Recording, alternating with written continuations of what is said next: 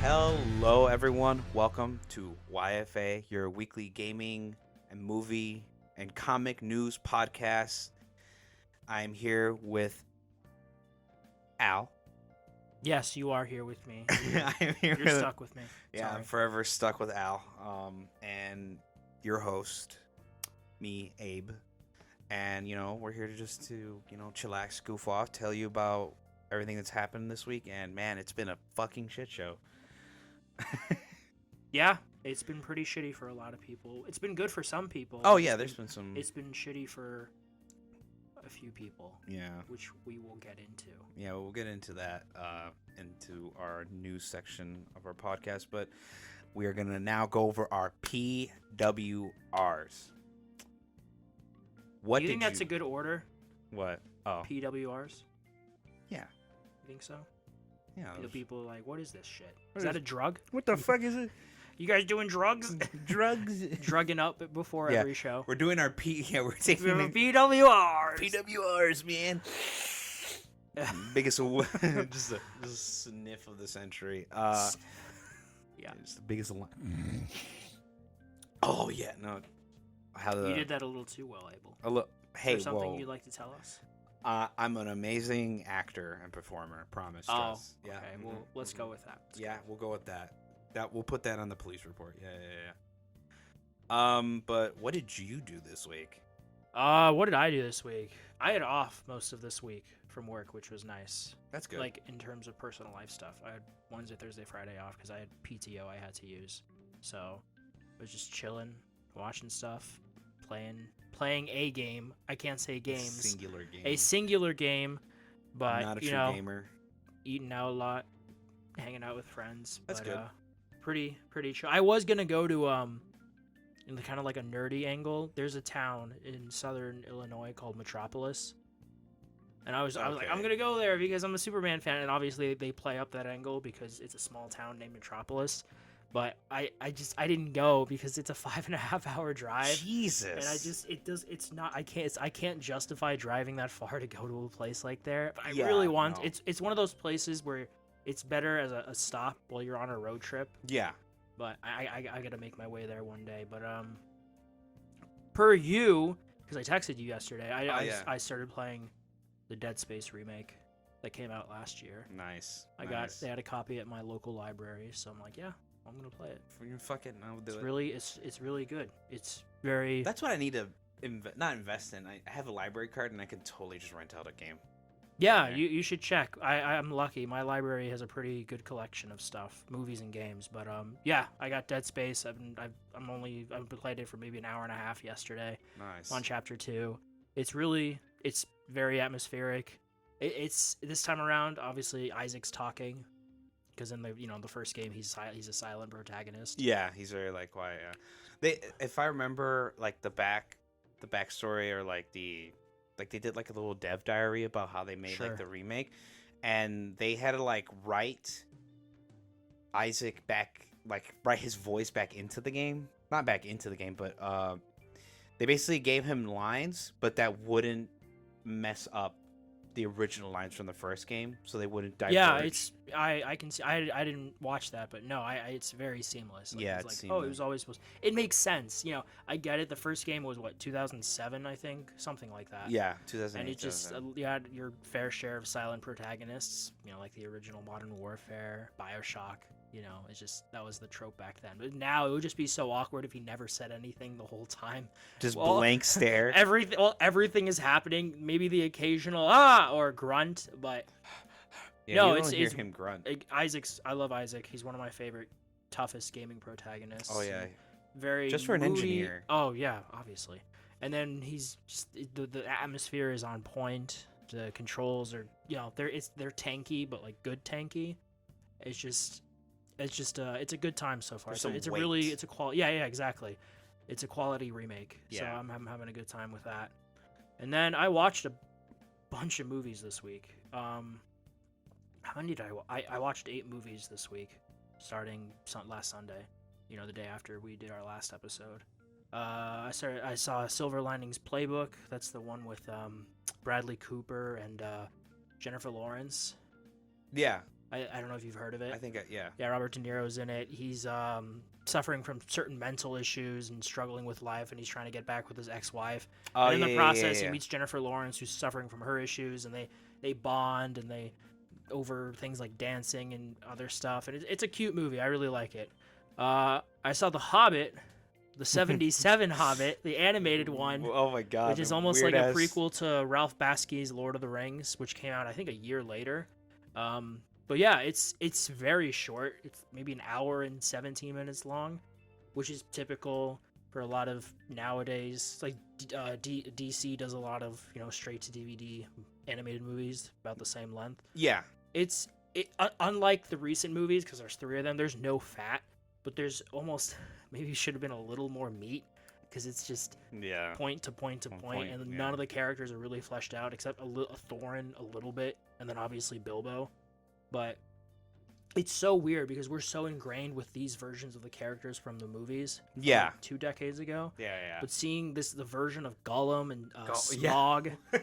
Gollum is so weird. Yeah, he's he's almost disturbing. Like he makes Andy Serkis's look more tame in comparison, but he's just the way he talks. Yeah. I can't even mimic it. It's just if you go on YouTube and listen to it, it's just he's really disturbing. But it's a solid animated movie, especially because it's from the late 70s. It's if you're a fan, I think it's worth watching if you've never seen it. I saw a Netflix movie called Orion in the Dark, which was good. It was cute. It's about a kid who's afraid of everything, who befriends Dark. Like literally Dark. The Dark. He's a character. The Dark. Yeah, he's an entity named Dark, and then there are other entities: dream, sleep, insomnia, silence, weird noises, and then I think there's one more. It's a cute movie. Weird noise. It's based off a book. It's a kids movie, but it's enjoyable enough. Wait, Orion in the Dark. It's on Netflix right now. Okay, it sounds familiar. I think I might have heard of it before you. Yeah, you might have. I hadn't until the movie, but it's cute.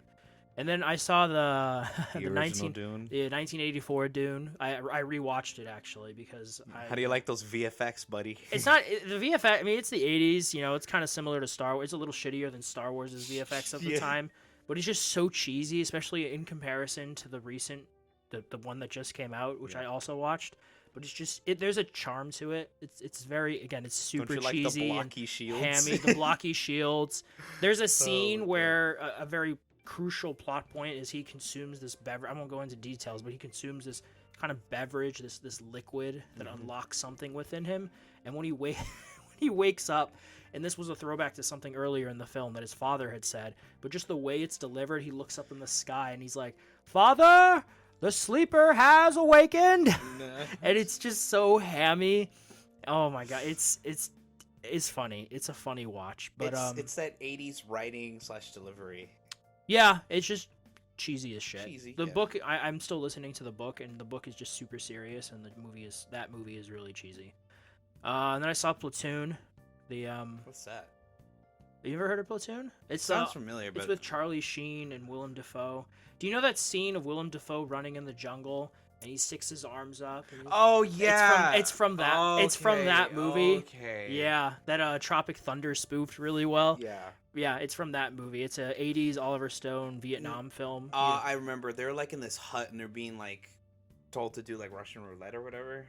That's the Deer Hunter. That's the Deer Hunter. That's a different. But didn't it have Willem Dafoe in it or no? No, it did not. No, that's never mind. Yeah, that's from about a decade earlier. But no, that's the Deer Hunter. But yeah, Platoon, good Vietnam movie. Charlie Sheen before he became a crazy drug addict. Man whore, I think they usually labeled. Yeah. 2.5 Men. Yeah, exactly. Men, yeah. And then Akira. I watched Akira. Akira, whatever. Yeah, and that movie is fucking. Leave me alone. That movie is so crazy. I knew nothing. I knew about the bike and the dude with the red jacket. I always thought he was Akira, but he's not.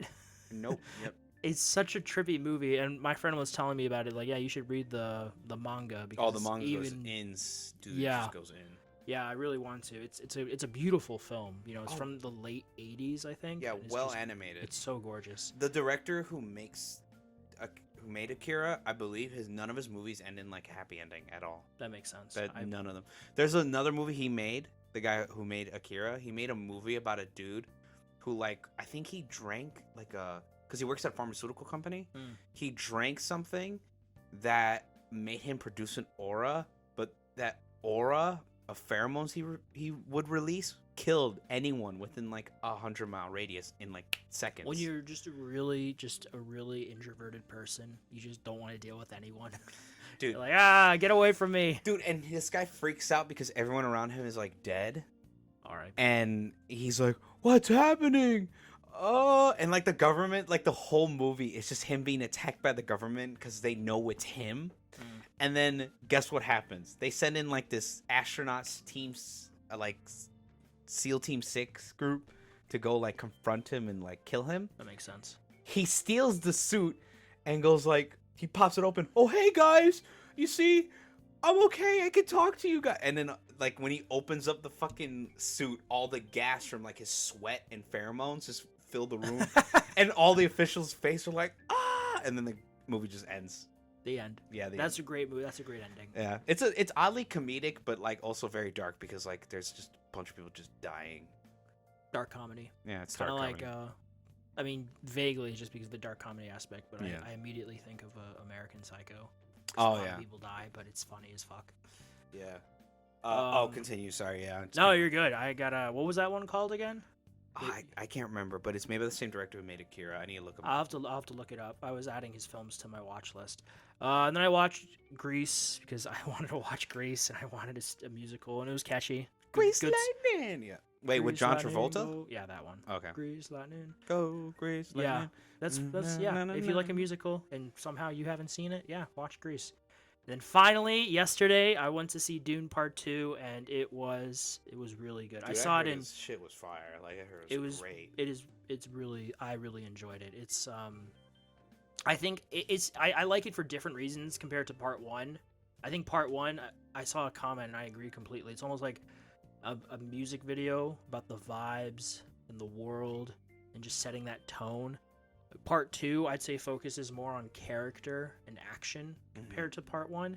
There are 3 scenes that I won't spoil that I watched and I saw it in Dolby. That just blew me away in Dolby because you have the vibrating seats. Yeah. Have you ever seen a film in Dolby Vision? No, but I heard about like the experience. Man, you have to. It was fucking amazing. It was so good. Those 3, I won't spoil them, but it was. I need to rewatch it. I'm gonna try and watch it again in the next week or so. But it was so fucking good. It was just a visual delight, and I thought the characters were chef's kiss, more endearing than in the first one. Mm-hmm. And I really want to watch it again. Okay, nice. Okay. And then, reading wise, I'm still listening to the Dune audiobook. I'm like a little over halfway through it. It's a heavy read, but still enjoyable. Nothing really new there. And then the recent issue of The Immortal Thor by Al Ewing, which is, I'm sure I've talked about it before, but Al Ewing did a really good run on the Hulk called The Immortal Hulk. Yeah, The Immortal Hulk. Yeah, one of the best, seen as one of the best Hulk runs ever, and I'd probably agree if I had to throw my hat in the ring. And Thor so far is really good. It's more Hulk was more body horror focused. Yeah, the Immortal Hulk. If I remember, there's like a scene where like the Hulk hates Banner that he purposely makes transforming a pain, like a literal living hell. Yeah. Like he actually comes out of his skin instead of it just being like a part of him. Yeah. Mm-hmm. Yep. That's a fucked up scene. It is. Yep. And then, but the Immortal Thor is more focused on high fantasy. High fantasy. Okay. It's like traveling through the stars, fighting these weird giant creatures. Yeah, exactly. Norse mythology. It's just really, really good. But yeah, that's what I did this week. What about you? What have you been up to? Okay, like you man, guy. Dude, okay, so remember how like I didn't finish Mass Effect like literally the day of that podcast? I do seem to recall that, yes. Yeah, and I was so mad because I was like, I literally have so far at that point had been able to finish each Mass Effect before the start of a podcast. Yeah. Even the Mass Effect 1, I started like late in the week, like on Wednesday night into Thursday, and then I finished it Friday. Yeah. But the third game, literally the day of, I finished it that night. That night I finished Mass Effect 3, and man, what ending did you go with?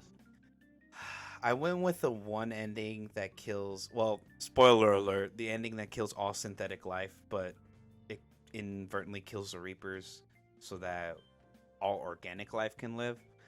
But when I chose that ending, I let it play out, and then my girlfriend's like, "Okay, you want me to explain what that ending meant?" I'm like, "Yeah." She's like, "Well, all synthetic life. That means like AI and like computers will still be like working, but sure. Like the Geth dead, Edie dead, like all VI AI stuff would be gone. You monster. And like it's not like it's impossible to make new like AI, but it was just like, wait, what?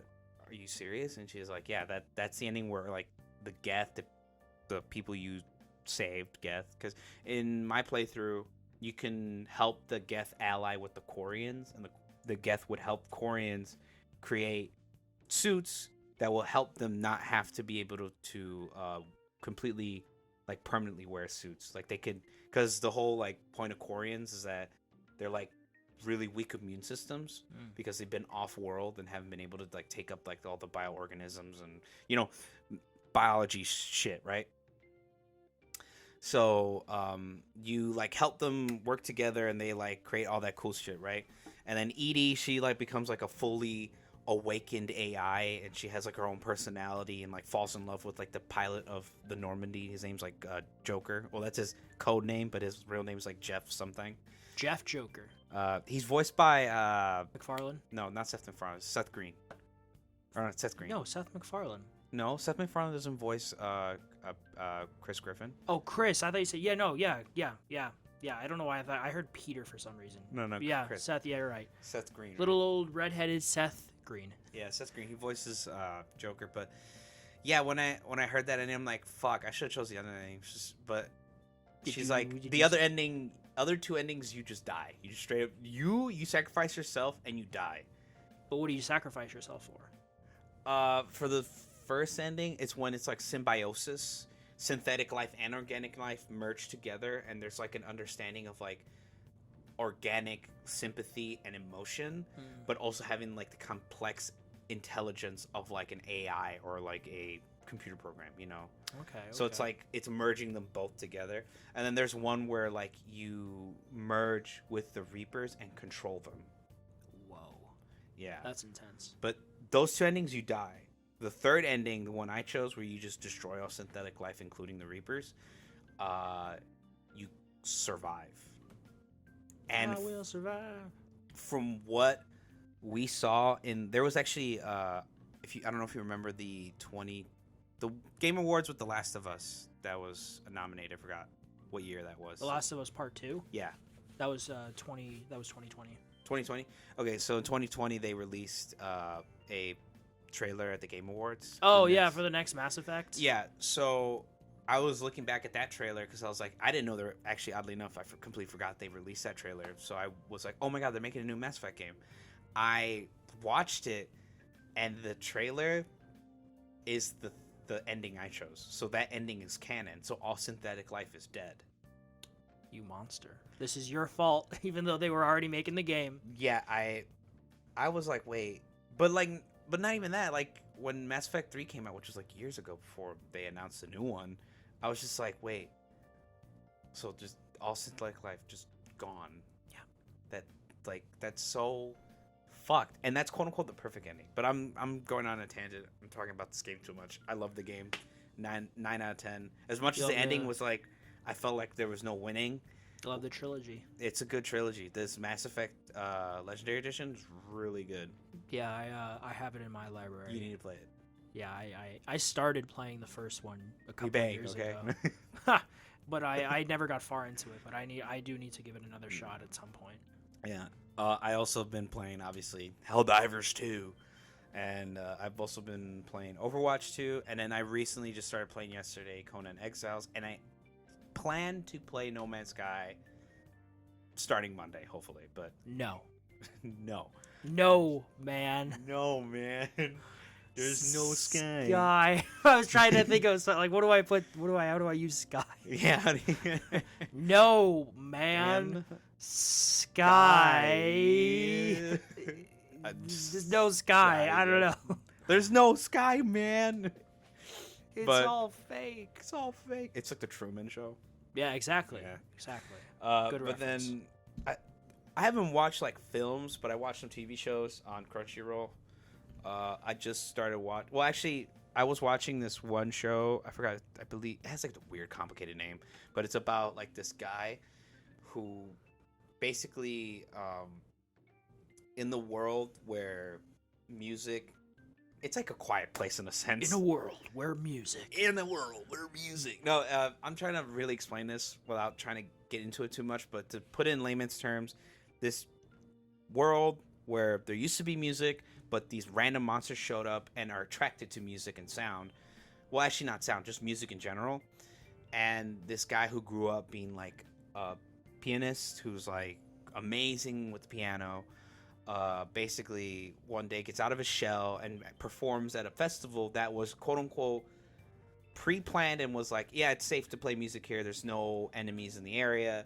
And as soon as they play it, it gets attacked. And then like through his passion and like him like opening back up, he like saves this girl that pushed him out of his shell and turns her into like this crazy like weapon.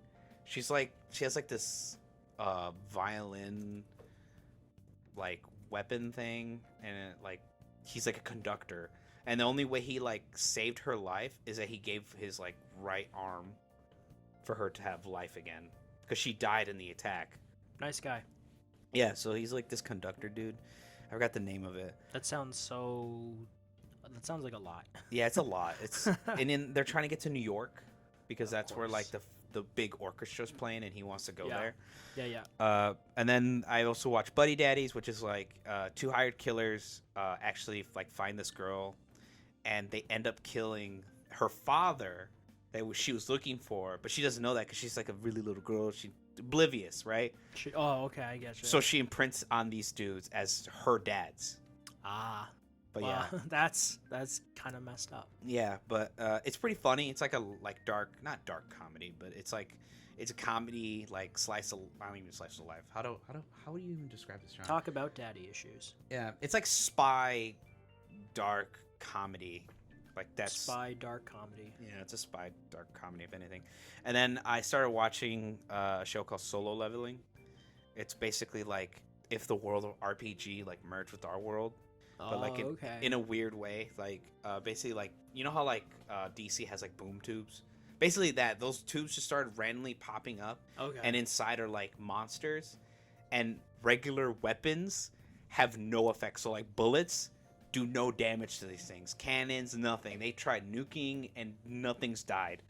You know what happened? They were like, let's send in a guy with a sword, and then he was able to kill one. And then they were because it's an RPG. It's an RPG, and then they figured out, oh wait, everyone has like a latent like RPG ability, and you have to like go to like these offices where you touch a crystal and they give you your rank, and quote unquote you can't grow stronger. But because people are like oblivious, this one dude figures out, wait, I can like level up, like if I just train, like Ready Player One. Yeah, and basically that's what it is. It's like solo leveling. What would your RPG stats be? Exhaustion level 3. Exhaustion level 3. Stamina level 1. Level 1, yeah. Level 1 stamina. Fighting skills level 0. 0. Technology is like 50 at least. Yeah, there you go. Yeah. Video game playing skills level 69. Dexterity, that's what it would be under. Yeah. But yeah, I haven't read anything this week. I really need to read that Invincible booklet that I bought. Which one did you buy again? The volume 1, where it just has like all the way up to the Invincible War. Oh yeah, you should read that. Yeah, I need to read that, especially because with it was season. So expensive for you. $30. It was okay. That was like a first for me. Okay, I remember buying a comic and it was like $8, $5. What comic? It was the Fantastic Four comics.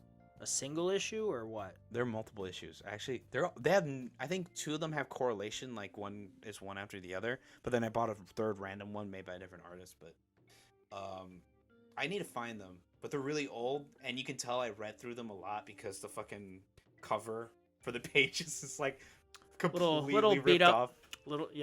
You were aggressive. What happens next? Where is it? Where's my next issue? No, but yeah, that's been what my PWRs this week have been. And those are some good. Yeah, some pretty good. Some good Yeah, stuff. some good ones too. Damn, you were crazy on the movies this week. I was crazy on the games this week. Yeah, you were crazy on the games. I was crazy on the movies. Mm-hmm. And it was just in the movie. I guess you could say I didn't know what to play. I wasn't gonna play anything. I'm like, I really want to start playing something again. I'm like, Dead Space. Dead Space. There you go. Because it's like what 10 hours to beat. Or maybe Helldivers. Or wait, Pentiment. When does that come out? That came out already. That came. Oh, right. That was one of the ones that came out early, right? That's why I asked those two. I texted you because they were both free. Oh, okay. Dead Space was in the library, and then I already have Horizon in my downloaded on my PlayStation. Yeah. So. It's funny. I have Horizon, the first game, and then my friend who bought a PS5 doesn't like Horizon, so he gave me like the Ultimate Edition, or not Ultimate Edition. I don't know, the PS4, PS5. Yeah, sorry, sure, not PS4. Sure. The PS5 edition of Horizon, and I just haven't played it yet. Yeah, I haven't played it either. I have a very weird relationship with that franchise. Yeah, I need to jump into. I haven't even played it, so I need to jump into it. But yeah, I'm curious. Yeah, try it out at least. See if you like it. Yeah. Well, enough of that rambling of our weekly endeavors of gaming and film watching. We have some gaming news to go over, and man, this week has been juicy in the sad department. Yeah, very juicy in the sad department.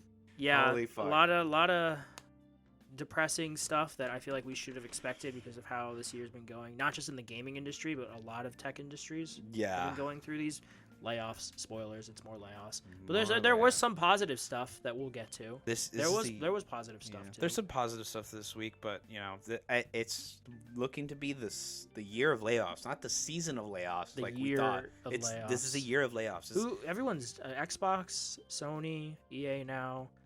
Oh my god, I have to go back to our older sheets. It's so bad that we already reached the 75% mark we had last year of layoffs. Really? Yeah, yeah, we're 75% already there. Of how many people were laid off last year? Yeah, we're at that point a lot quicker than last year. It's that I think it's just them cutting. It's these companies, they have to. It's obviously money. It's always money and that deadline. And why now? Because of COVID. Because they did like, oh, we're hiring because things have slowed down, and more people were playing games back then. Oh yeah, they need more developers. More people. Now things have leveled out almost.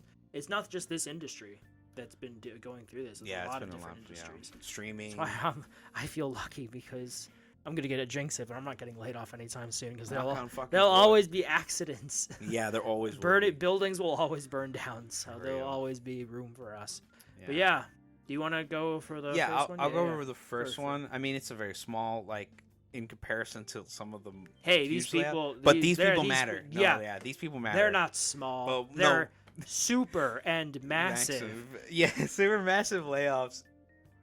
That was so bad. So weird. Okay, but British game maker Supermassive set to lay off 90 workers, which is not... That is... Oh my god, this thing is... so slow loading.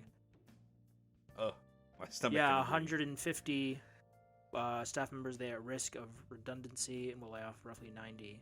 The latest cuts that hit the gaming industry. For those of you who don't know, Supermassive, they're the developers that did Until Dawn.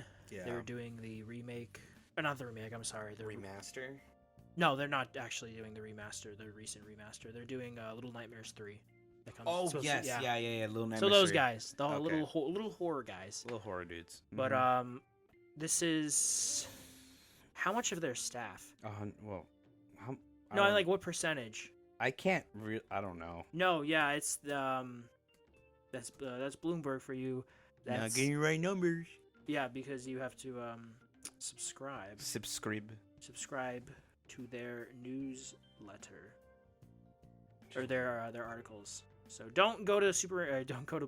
Don't go to Bloomberg, but yeah, Supermassive lays off 90 of their workers, and man, not to say like this is the just to keep in mind, this is the minimum we've seen. Like, I think the maximum people we've heard lay off was like 1,900, which is from Xbox. Yeah. But this is the minimum amount of workers we've seen get laid off, which is just insane. I can't believe there's just people getting laid off. It's insane.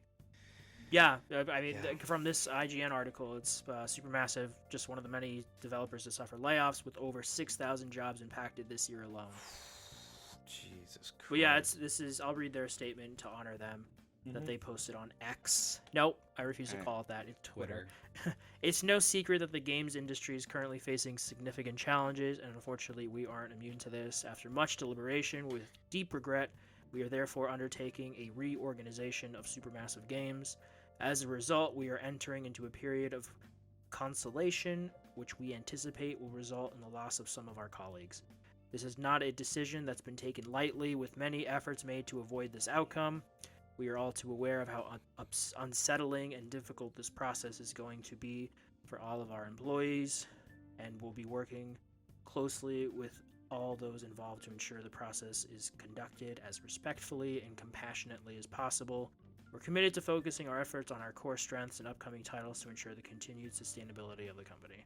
So yeah, it's PR talk. Yeah, PR talk, but that's just the beginning. Yeah, it sucks. And it's just the start of the year, dude.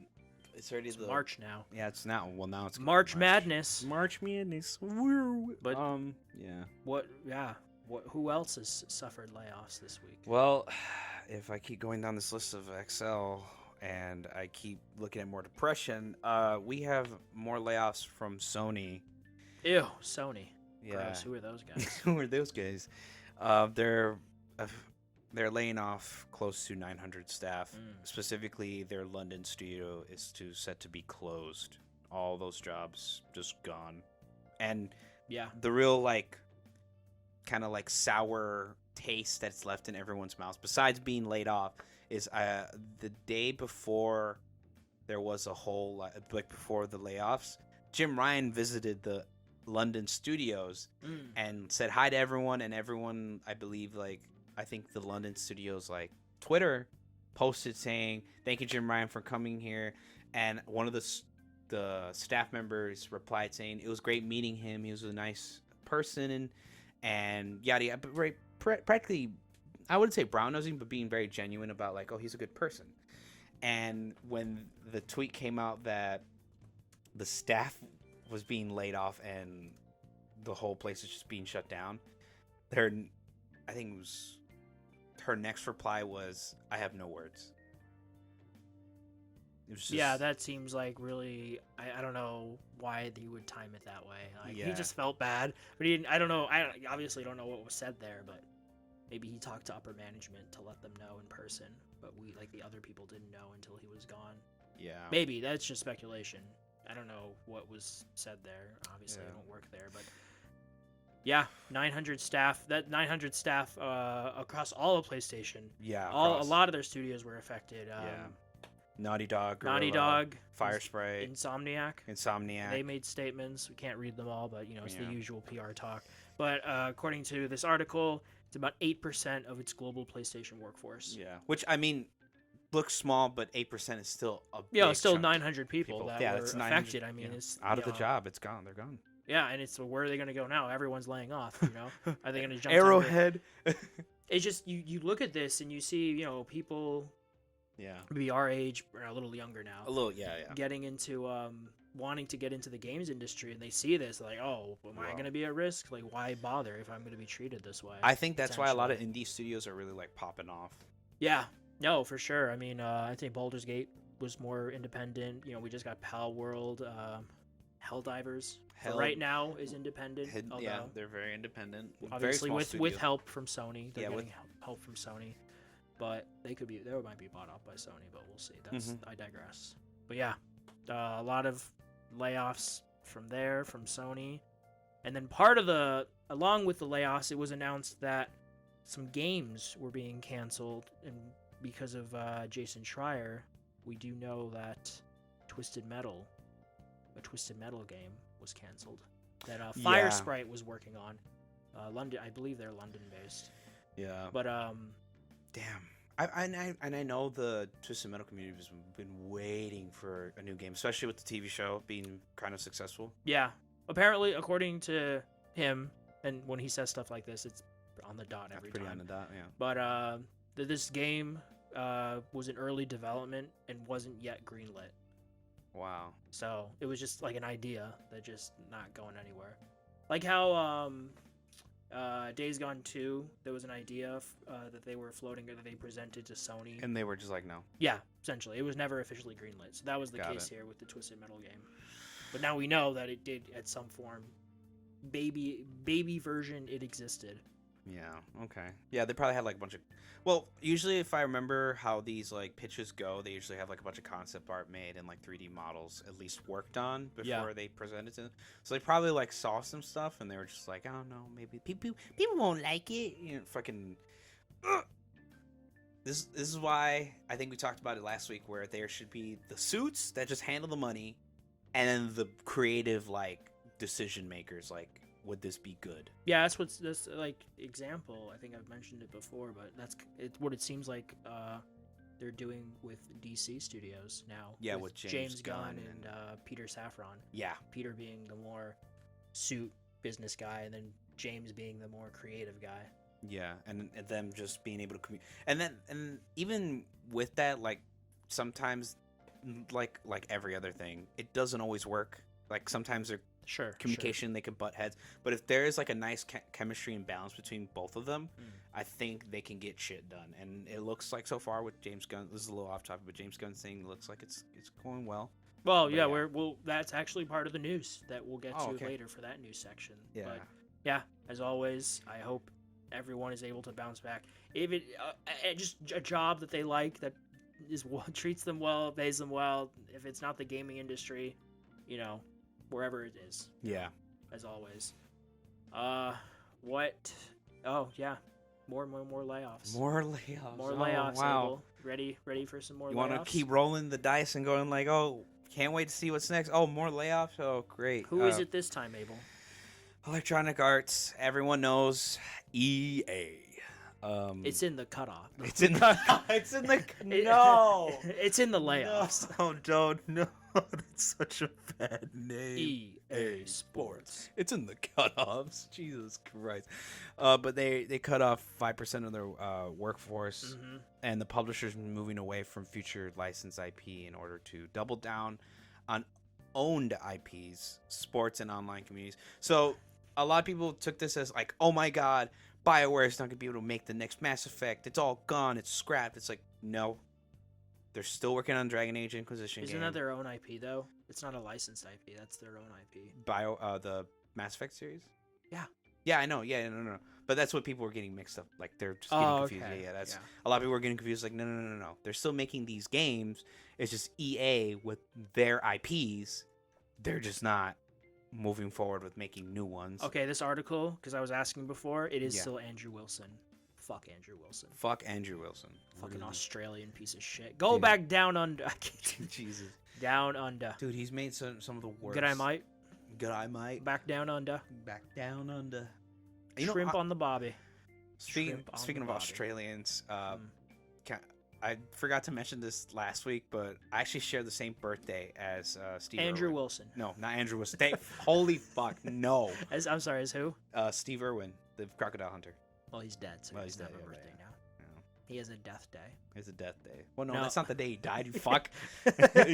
Maybe he died on his birthday. You don't know. Oh, that's so fucked up if he died on your birthday. Anyways, we're getting a little off track, but yeah.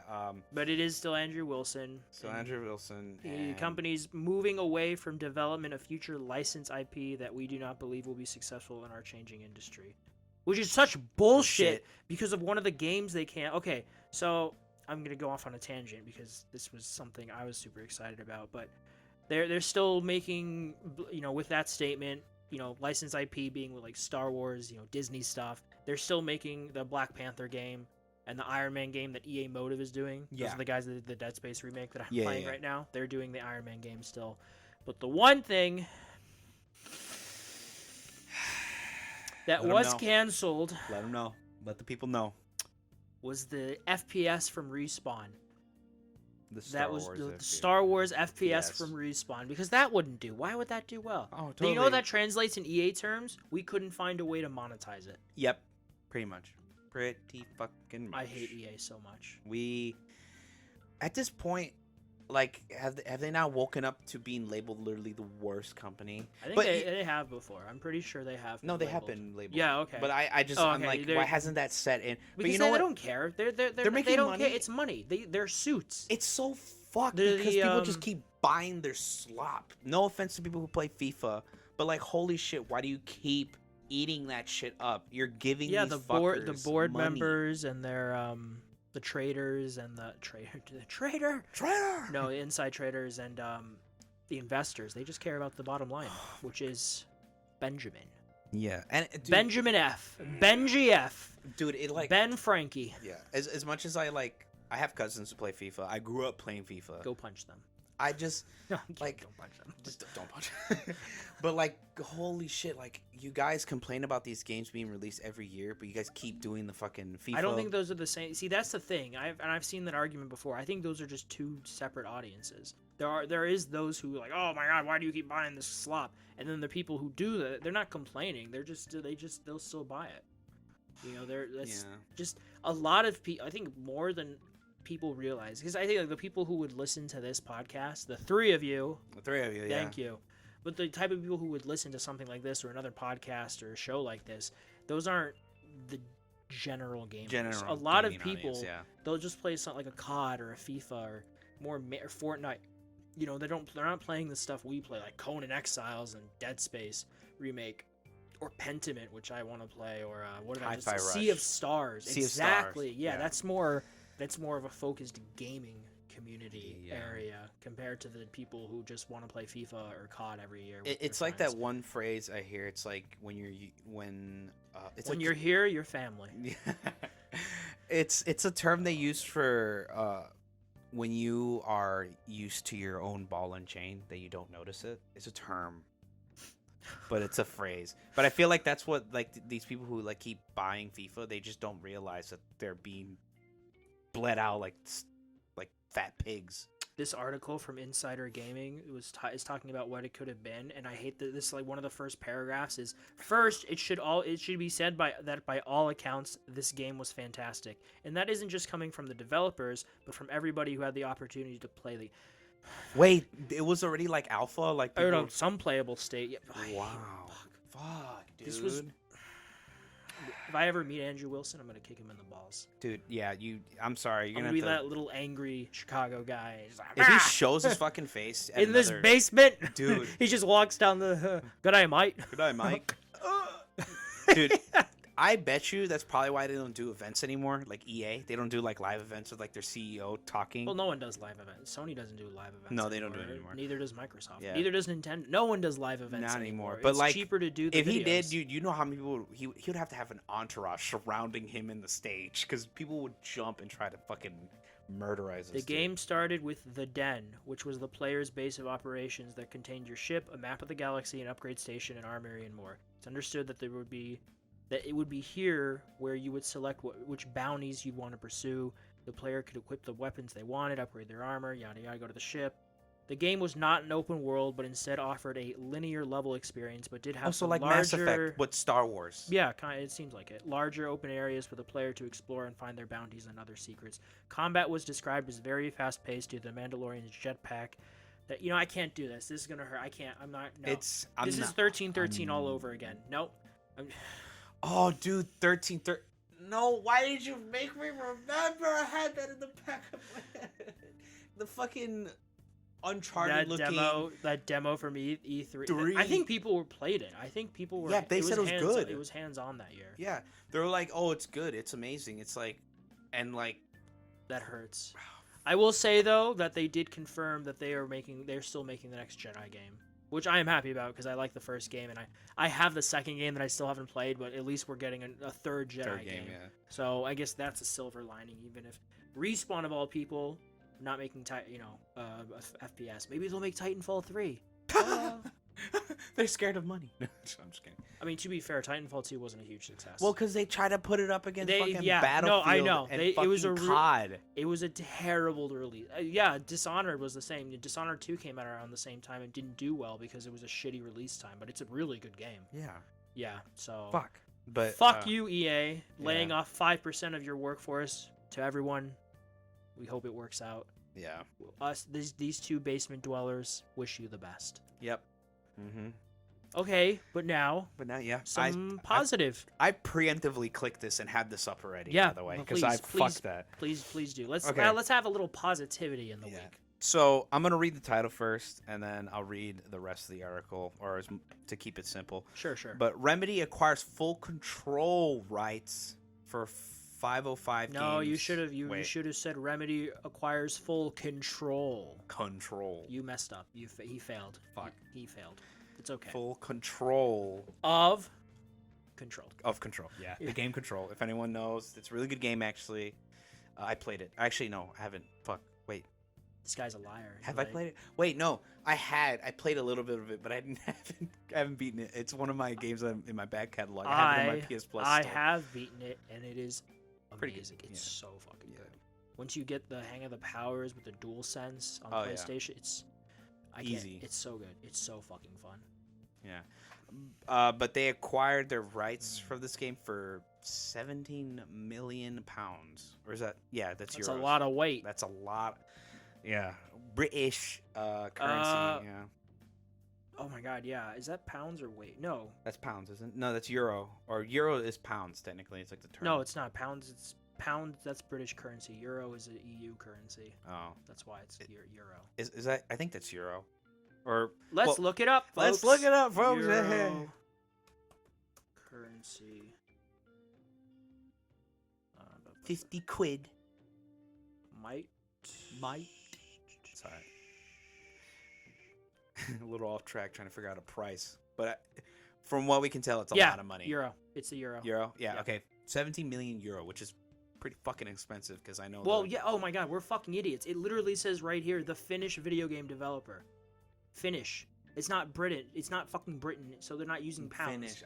Duh. Europe, man. Europe. It's the rest of Europe. It's the rest of Europe, yeah. We're dummies. We're dum-dums. Yep.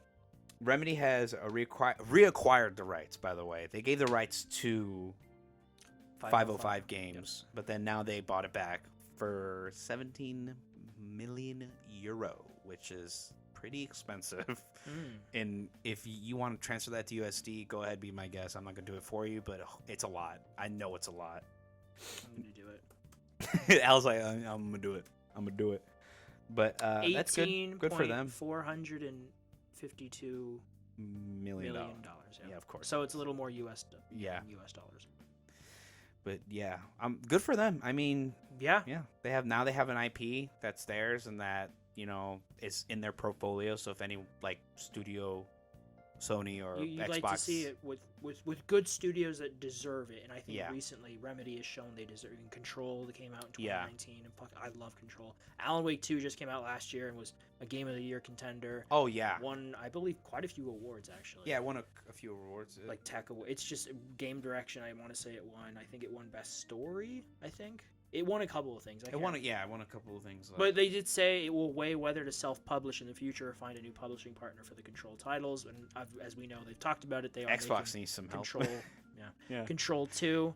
But I'm happy to see it back in their hands because they've proven they're a very competent, capable studio that makes fucking amazing shit. So positivity. Yeah. Let's go. Let's go. What's some more positivity? Oh, finally. Saber is Saber Interactive, right? That's their full name, or is it just Saber? Lightsaber.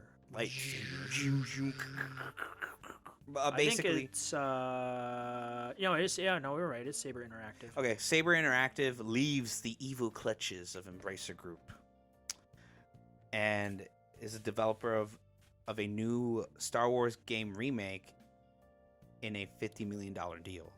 $500 million. Hold on, not 50. $500 million deal. Holy shit! It's the Knights of the Old Republic remake. Oh, it's the Knights of the Old Republic. Yeah, that's what they're working on. Yeah. So wasn't that canned? No, that was. Oh no! That was the KOTOR. Yeah, that was no. That is KOTOR.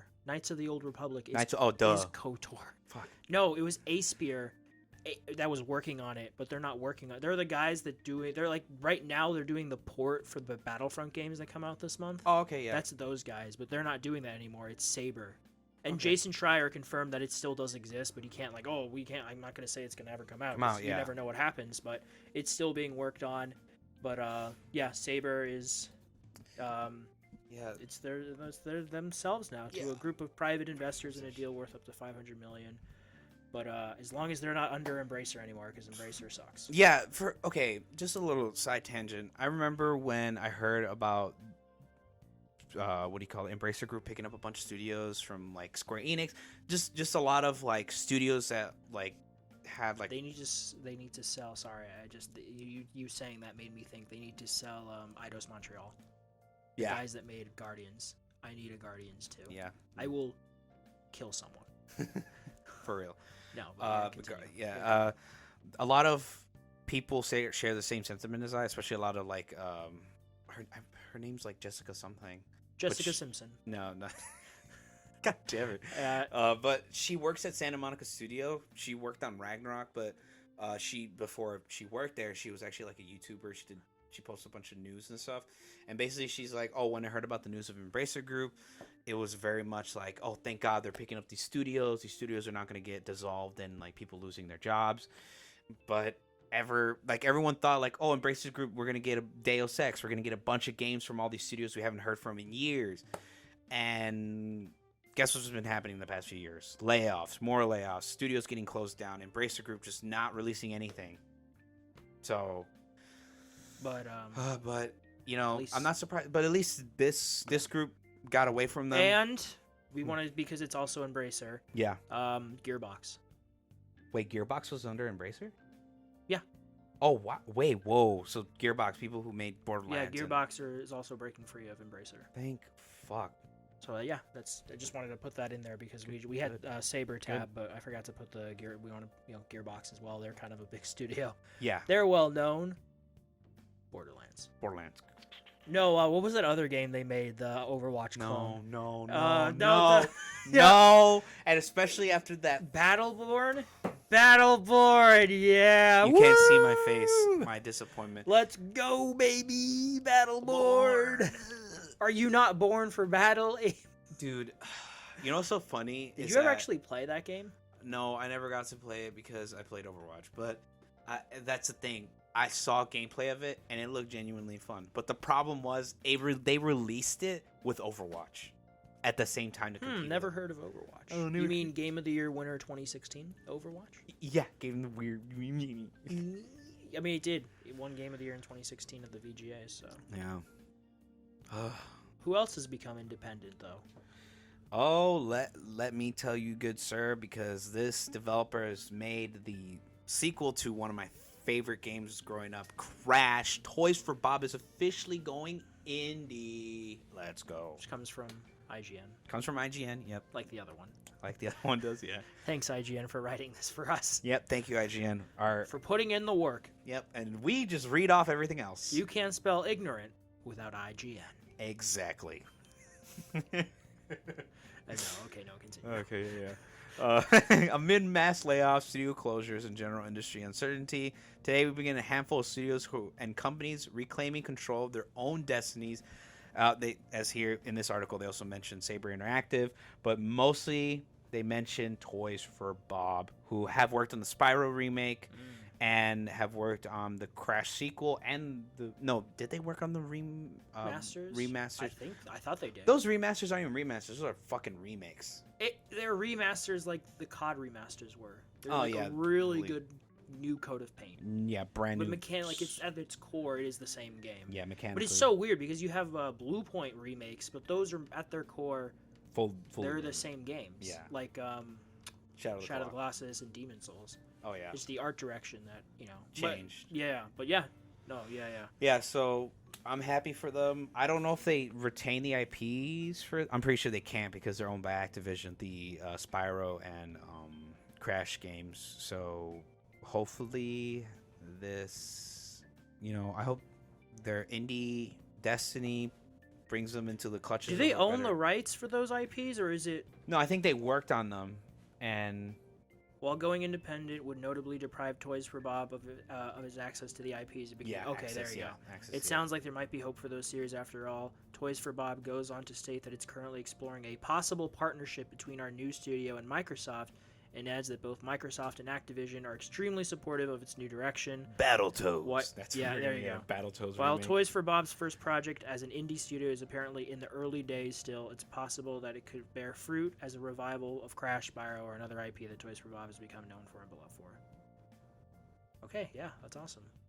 So we'll have to see what happens with Toys for Bob. Yeah, Toys. Yeah. I need to play the Spyro trilogy. Have you played the Reignited trilogy? Nope, never played the Reignited trilogy. I played the remastered trilogy of Crash Bandicoot and played the sequel. And yeah, same. I played that and I played 4 as well, and I really enjoyed them. Yeah, they're really great. They're really good platformers. Wow, what's this game? But we're gonna say this next part. I'm gonna say this, because I play this game practically like a religion, but I've taken a break from it because I'm waiting for the next DLC to come out. But Destiny 2 Final Shape pre-orders appear to be less than a quarter of the Lightfall's total figures, and this is reported by thegamepost.com, and they're using data from basically the API from the game. It's public knowledge, basically to give context. When someone buys a pre-order, they get a premium emblem and the exotic, and the API keeps track of how many people own that emblem / also exotic. Okay, gotcha. So they're using that data to tell us how many pre-orders there are, and from what it looks like, it's bad. Like if you scroll down in the article, there's like a little chart, and they basically give you all the expansions that have been, how many expansions have been out and how many pre-orders have been in it. And from the data, Beyond Light, which came out a couple years ago, 3 million pre-orders. Witch Queen, 2.2 million pre-orders. Lightfall, just about the same. But then massive dip off when you hit Final Shape. Final Shape has only 400,000.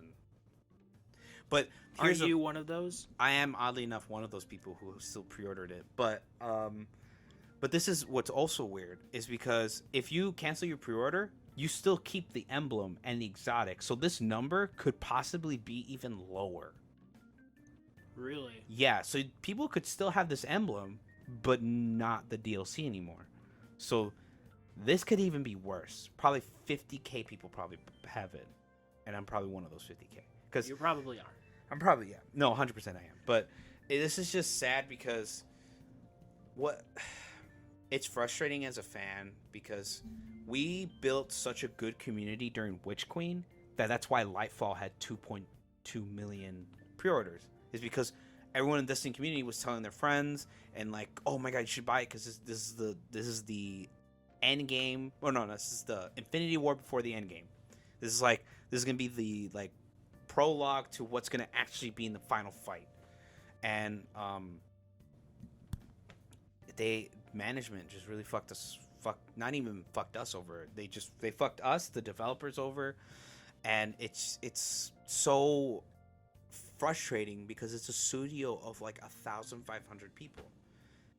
How the fuck do you fuck up a DLC, and how do you mismanage a game not sending out updates like at least every week, or having like I don't know, like a newsletter released from like a Twitter? I'm gonna keep saying this studio, but Arrowhead right now is at the pinnacle of what should be live service. I'm on their Discord. We get Discord updates about like patches and new updates, some scams that might be happening. Like I'm gonna. That reminds me that what I have to add to our rumor mill about what's coming to Helldivers 2. Helldivers. Oh yeah. Go ahead, add that. But oddly enough, there was a post on their Discord talking about how they have had scamming problems because there's fake game studios on Steam posing as Helldivers 2, and they're not Helldivers 2. Oh, that's fun. Yeah, so they're stealing people's money, so Arrowhead is trying to deal with that. But not Arrowhead themselves, they're talking to Sony to how to deal with that. Okay. But yeah, there's some people trying to steal their thunder or whatever. But right now, going back to what I was saying, the reason why I bring up Arrowhead a lot is because they just seem to get it. They're communicative. Their CEO actually like talks on Twitter and like knows his shit. He's not just some dude in a suit who's like, I don't know what's going on. I just do the numbers. He knows what how hard it is to be a game developer, what it takes to be a game developer, what it takes to give consumers what they need. And because if you like, in a sense, we're all cattle to them.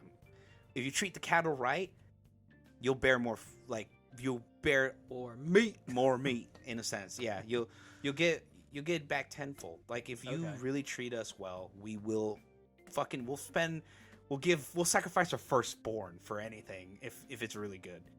I think he would, ladies and gentlemen. Yeah. I think he actually would. If he had a kid, he'd sacrifice it. But he's like, childhood is temporary. Yeah. Gaming is eternal. Is eternal. No, not childhood. Until we lose parenthood is electricity. Then parenthood is temporary. Gaming is forever.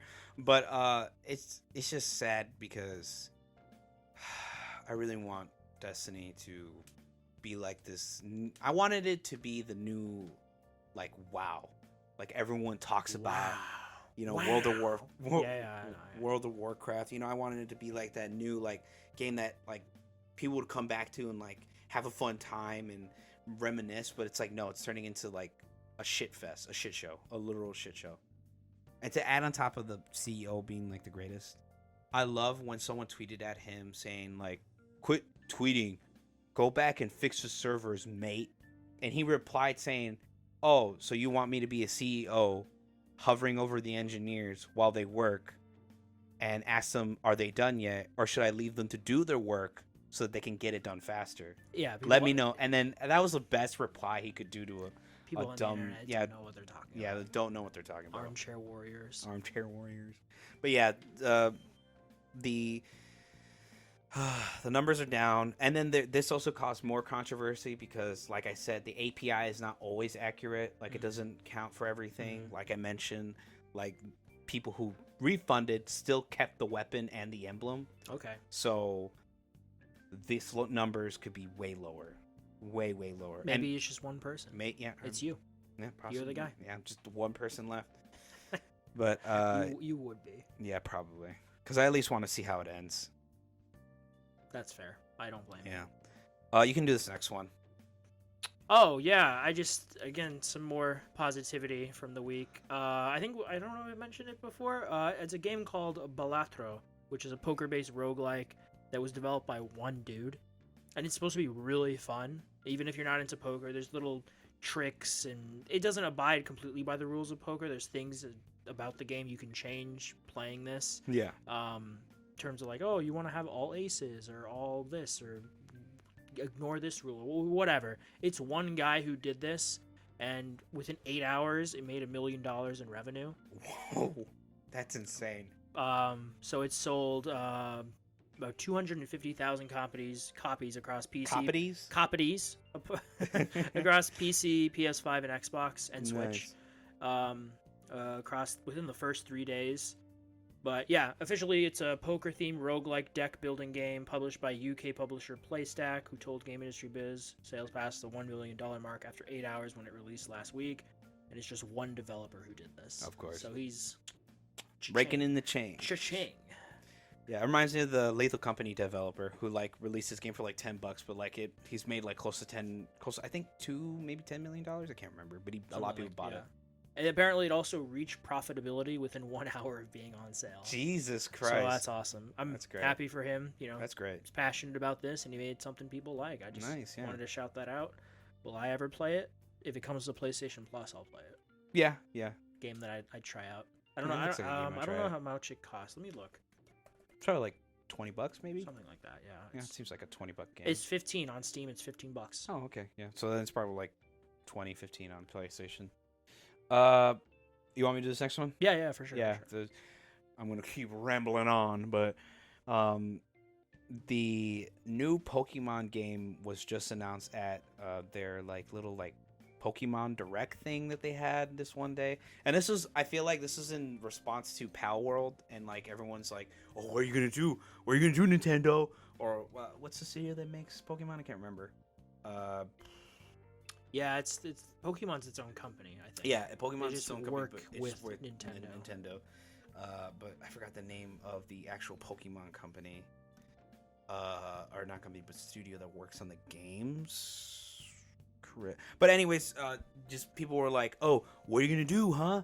Oh, Pal Worlds is so much cooler." And then there was like this like little like direct where they showed off a bunch of Pokemon games, and the big one, the one that's like the sequel to Arceus, is called Pokemon Legends Z to A. And it's looking to be another open world like Arceus was, but the concern is Arceus's like open world was very like PlayStation 2 era graphics. It's like very night and day. When you compare Arceus to Breath of the Wild 2, it's like what happened? Like what did this studio miss out that this studio didn't? And basically, it looks pretty cool. I mean, this is not even gameplay. It was just like a trailer to show people that they're working on it. And I mean, it looks cool. Like the screenshots on IGN's website that reported on this is pretty cool. It's all like holographic stuff, but it's supposed to be like a sequel to Arceus, quote unquote. It's like 50 years after Arceus. Interesting.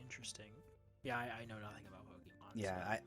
I don't know a lot about the recent Pokemon games. I grew up watching Pokemon. I had a couple cards, but I never really played Pokemon.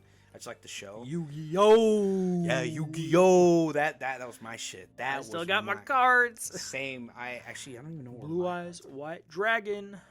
My deck was mostly zombies. You know, in hindsight. Undead. Oh, really? That's cool. Yeah. I feel like Yu-Gi-Oh! Was probably just like the edgier answer to Pokemon. Yeah, pretty much it was. Let's be honest here, folks. We were right with our safe prediction that there'd be a new Pokemon game this year. Yeah, there's going to be another Pokemon. That was an easy prediction. That was easy. That was an easy point for us. Yeah, pretty easy. But if you guys are excited, go ahead and check it out. I mean, it looks fine, but be hesitant. Yes, and then the last piece of news is about a new Paranormal Activity game releasing in 2026 with advanced haunt system for maximum terror. That's a title. The found footage horror franchise Paranormal Activity is planning a return in 2026, but the next installment in the hit franchise will be a video game rather than a new movie. Dread XP, one of the most recognized horror video game publishers in the industry. For their work on what? Yeah, I was about to say Darkstone Digital and Paramount Game Studios. I have no idea. Whatever. Announced plans to produce an all-new interactive game experience based on the Paranormal Activity franchise. Okay. Known for... Yeah, I don't know these. Whatever. Paranormal Activity pairs the video game publisher's expertise in crafting unique and unforgettable terrors, blah, blah, blah, IP or PR stuff. This feels like, a lot of PR, like... We are thrilled to work with Paramount Game Studios and have the opportunity to bring the world of Paranormal Activity to gamers everywhere, said Epic Pictures CEO and Dread XP producer Patrick Ewald. The films are steeped in rich lore and creative scares, and under the stewardship of creative director Brian Clark, Dread XP's Paranormal Activity video game will honor those core tenets and offer horror fans one of the most terrifying games yet. I never thought I would hear rich lore and from Paranormal Activity? What? Have you seen Paranormal Activity? Does it have rich lore? I've never seen any of them, but like, aren't they just gimmicky found footage films? Like the first one is a couple in their house and just things move around and shit. Yeah, there's like a sequel to the first one, to the second one. No, there are. Yeah. Like they're not direct sequels, but they have correlations because like those people know each other or whatever. I don't know. They're like relatives. I like watched the second and third one. The third one I watched with my water polo team. Like we all went there because we're on a trip, and our coach was like, "Oh, fine, I'll take you guys to go see it." So we all went to go see it, and it was like literally the scariest shit in the world. But like looking back at it, it's a lot of found footage. It's just crazy, creepy shit that happens, and yep. I mean, okay, cool. I thought, what's that one game? Phasmophobia fit that card pretty well. Yeah.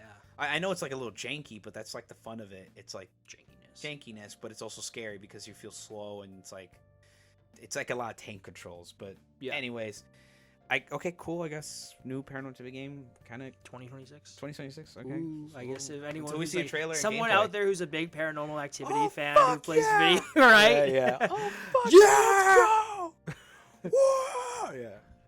But yeah, that seems to wrap up our gaming news for the week. But we do have some rumors that we've heard. Yeah, that we thought were little mentioning, but they're just rumors. But the third-party publishers were given recent presentation for PS5 Pro specs.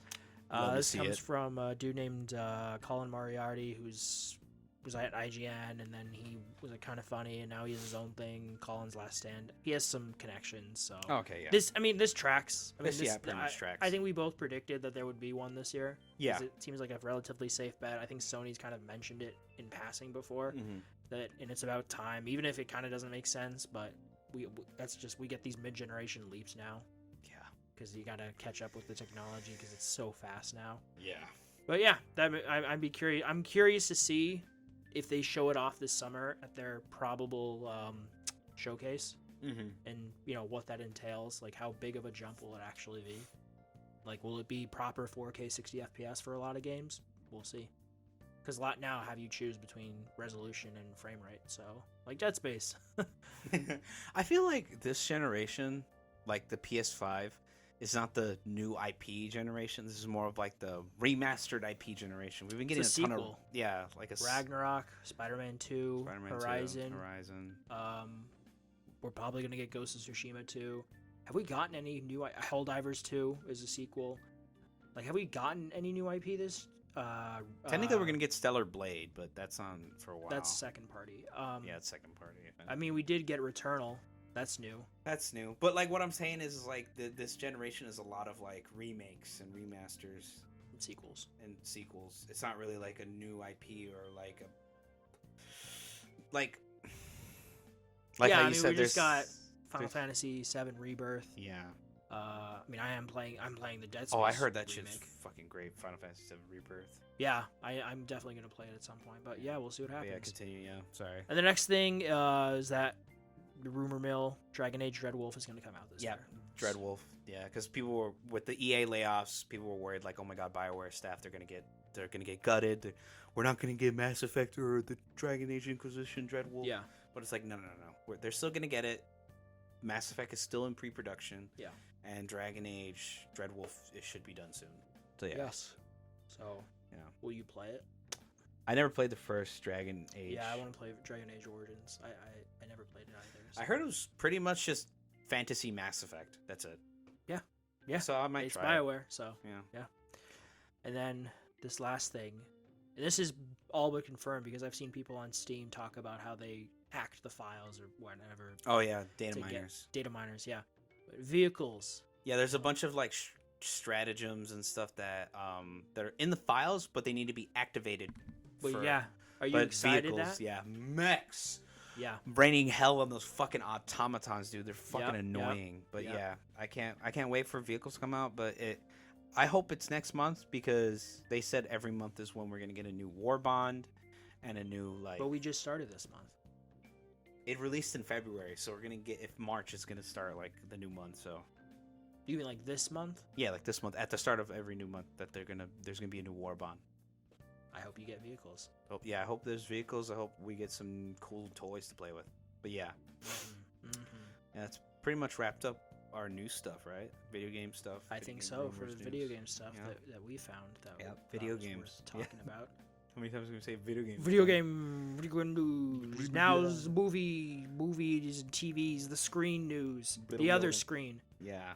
But, yeah, do you want to start with this one? I think you put this one on. Yeah, I'll start with these first two ones because I found these. Yeah, you put these on. Yeah, so for you weebs and Naruto fans out there, they are making a live-action Naruto movie, but guess who's helming it? It's fucking the guy who did Shang-Chi, the director. He is helming this new Naruto live-action movie, and it's getting some fire cooking. Like, people are now interested because everyone's seen Shang-Chi. It's a really good movie. Shang-Chi and the Ten Rings. Never heard of it. No, yeah. I never Is heard that of an it. indie film? Have you heard of Marvel? Oh, is it No, an is that indie like a studio? little company? Little company? Yeah, it's it's a small company out in California. Owned by the guy in the. They're New York. Yeah, New York. Oh yeah, Marvel New York. is New York based. Yeah. DC is in California. Yeah, DC is California. But yeah, so I'm a little excited. I saw that. I was like, wow, okay, cool. At first, I heard about the live action, and we've been burned by live action before. Dragon Ball live action. It's a great movie. Great movie. Death Note live action. Oh my god. Great. Horrid movies. Anyways, but this one looks promising. It looks very, very promising. Now, this next one, holy shit! They announced season 3 of One Punch Man, but it's not made by Mappa. It's by the same for season 2, right? Yeah, this same studio from season 2. People are a little concerned because season 2 had a lot of like that motion blur, fucking like punching stuff. Yeah. But when I think they gave it to Mappa, and people have seen what Mappa does. I don't know if you've seen like JJK. Their animation is like fucking crisp. It's some season 1. Yeah, season 1. One Punch Man. One Punch Man is pretty crisp. Super so good. Crispy. So when they saw that, they're like, okay, cool. Season 3 is gonna go crazy. But they gave it back to the studio that worked on season 2. Season 2 isn't bad. It's just the motion blur animation was a little off, but I liked it. I didn't really mind it. But this is looking to be one of the most hyped anime seasons of ever, because One Punch Man, I've seen the manga. This shit gets insane because it's gonna be the monster arc, villain monster arc, I believe, or not the villain monster arc. It's the Garo monster arc, where I'm not gonna spoil it, but it's where a lot of shit goes wild. Like you thought the first 2 seasons were pretty bombastic. This third season gets bad shit. Super bombastic. Yeah, bad shit insane. But yeah, those are my little things I added for TV shows and movies news. How about you, Al? What have you found this week, huh? What have I found this week? The first thing that popped out to me is that we got our first look at the Crow reboot starring Bill Skarsgård, who played Pennywise. Good choice. Yeah, I agree. He's a good choice. Especially he's doing Boy Kills World, and I've seen some of the footage. He's really good. Yeah, he's really good in sure. that. Yeah. So. But yeah, good choice. The director is a guy named Rupert Sanders, who did 2012's Snow White and the Huntsman and the 2017 Ghost in the Shell. So Ghost in the Shell isn't that bad. I've heard it's okay. Yeah, it's okay. As live action anime adaptations go. Yeah, it's people want it to be like the anime itself, but it's not going to be. But I get it. They want the character playing the main character to be of ethnicity, but Scarlett Johansson, like, growing up, people who were excited about the live action were like, hired Scarlett Johansson. Like, the fan pick was Scarlett Johansson. Really? Yeah. So it wasn't even an ethnicity thing. Like, the studios were like, no, we need the most famous actress. Yeah, I've seen that. Yeah, it was like, no, like, fans wanted Scarlett Johansson to play as the main character in Ghost of the Shell. But I've seen the movie. It's pretty good. It's okay. Story-wise, it's not as good as the anime. Yeah. Visually, it complements. It like basically pays homage to the anime. It does a lot of shots in live action that were in the anime very well. I really liked it. Yeah, I do have I kind of want to give it a watch at some point, just out of curiosity. I hope this Crow reboot is pretty good, especially after what happened to Bruce Lee's son, Brandon, not Brandon Lee. Brandon Lee. He was accidentally shot on set and died from his wounds. But there's a couple images you can look online. It looks, I'm not gonna lie, it kind of reminds me of Jared Leto's Joker. Oh god. Did you because of there's a shot of him looking in the mirror and he has a jacket and you can see his chest and he just has a bunch of edgy looking tattoos. No, I haven't. He has one where one of the tattoos it's a face and one of the eyes is his nipple. Hold on. Oh yeah. Wait. Yeah, I see it. What the? But yeah, that's no offense, a fugly ass face tattoo. It is. Yeah, he looks like a Joker ripoff, but I hope I hope this movie goes. I have no hope for this movie. I'm going to be completely honest with you. I don't need a Crow reboot. The first one is great as it is. Brandon Lee is awesome. It's a great revenge film. But this one comes out June 7th, and you can it was a first look. I thought it was worth mentioning. And yeah, it's a good first look. I just not a huge amount of faith, but hopefully it looks good in the final product. Yeah, I guess we'll have to see. These are just a couple images, so we'll have to wait for a trailer. Mm-hmm. But they are doing Paramount recently announced stuff that's coming out. Oh, like TMNT, Mutant Mayhem, and Paw Patrol sequels. Who gives a shit about Paw Patrol? But the TMNT Mutant Mayhem is getting a sequel in 2026. Nice. Which I'm happy about because I like Mutant Mayhem a lot. Yeah, I heard it was really good. I never got to see it. I want to go see it. It was good. It definitely leans into them being teenagers more. Yeah, I saw the trailer. Like 13, 14-year-olds, but yeah. it's very reminiscent, of course, that animation style that Into the Spider-Verse kicked off back in 2018. But it's just a really fun. I'm a lifelong TMNT guy, and I just really enjoyed the movie. But they are doing a Naked Gun remake for next year. I love those movies, dude. It's so fucking hilarious. And it's instead of Leslie Nielsen as the original, they're doing it with Liam Neeson. Wow, wait, really? Yeah. Holy fuck. Okay. That's an inspired pick, and I'm very curious to see how that turns out. I love the fucking shootout scene where the guy's walking forward slowly, and then he sees like a quarter. He picks it up. And then there's another one where he's behind a vent, and the other guy's behind another vent, and you think they're like really far apart. Yeah. He's going like this, coming out of cover, going back to cover, and the other guy starts shooting.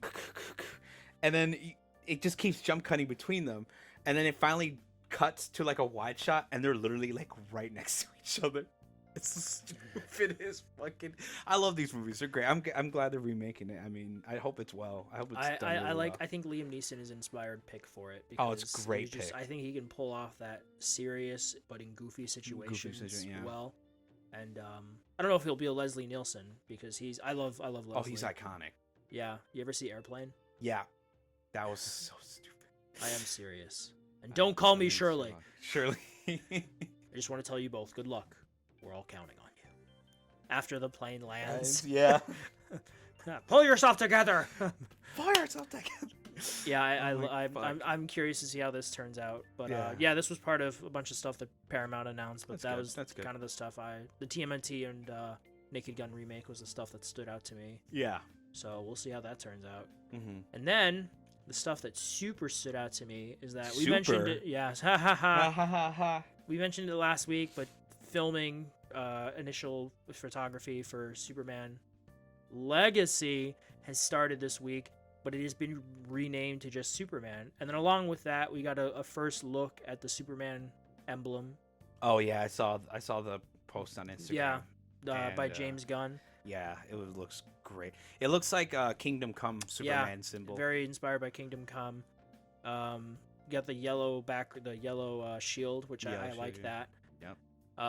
The blue looks very Man of Steel blue. Yeah, it does remind me of Man of Steel. There's just more emphasis on yellow because Man of Steel's suit, it was just like dark blue and red. Yeah, dark blue and red. But you can't miss the yellow, man. The yellow is always there. Yeah, it kind of helps it pop, I think.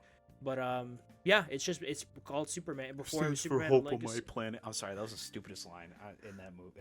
That's the only part of Man. You don't like? That's the part you don't like. Is that on my world it means hope? No, yeah, like it's the way, like they try to name drop his superhero name, Superman, where she goes like, it just stands for like an S. It's just an S.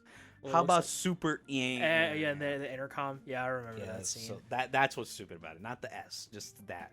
But yeah, continue. I'm sorry. No, you're fine. It was just it's been renamed Superman, and then James was asked about it, and he said, well, going over the draft, it seemed more appropriate to call it just Superman, which I think is better. Superman Legacy sounds more like a sequel title anyway. Yeah, it just more like I saw a comment that said it kind of sounds like a direct to DVD.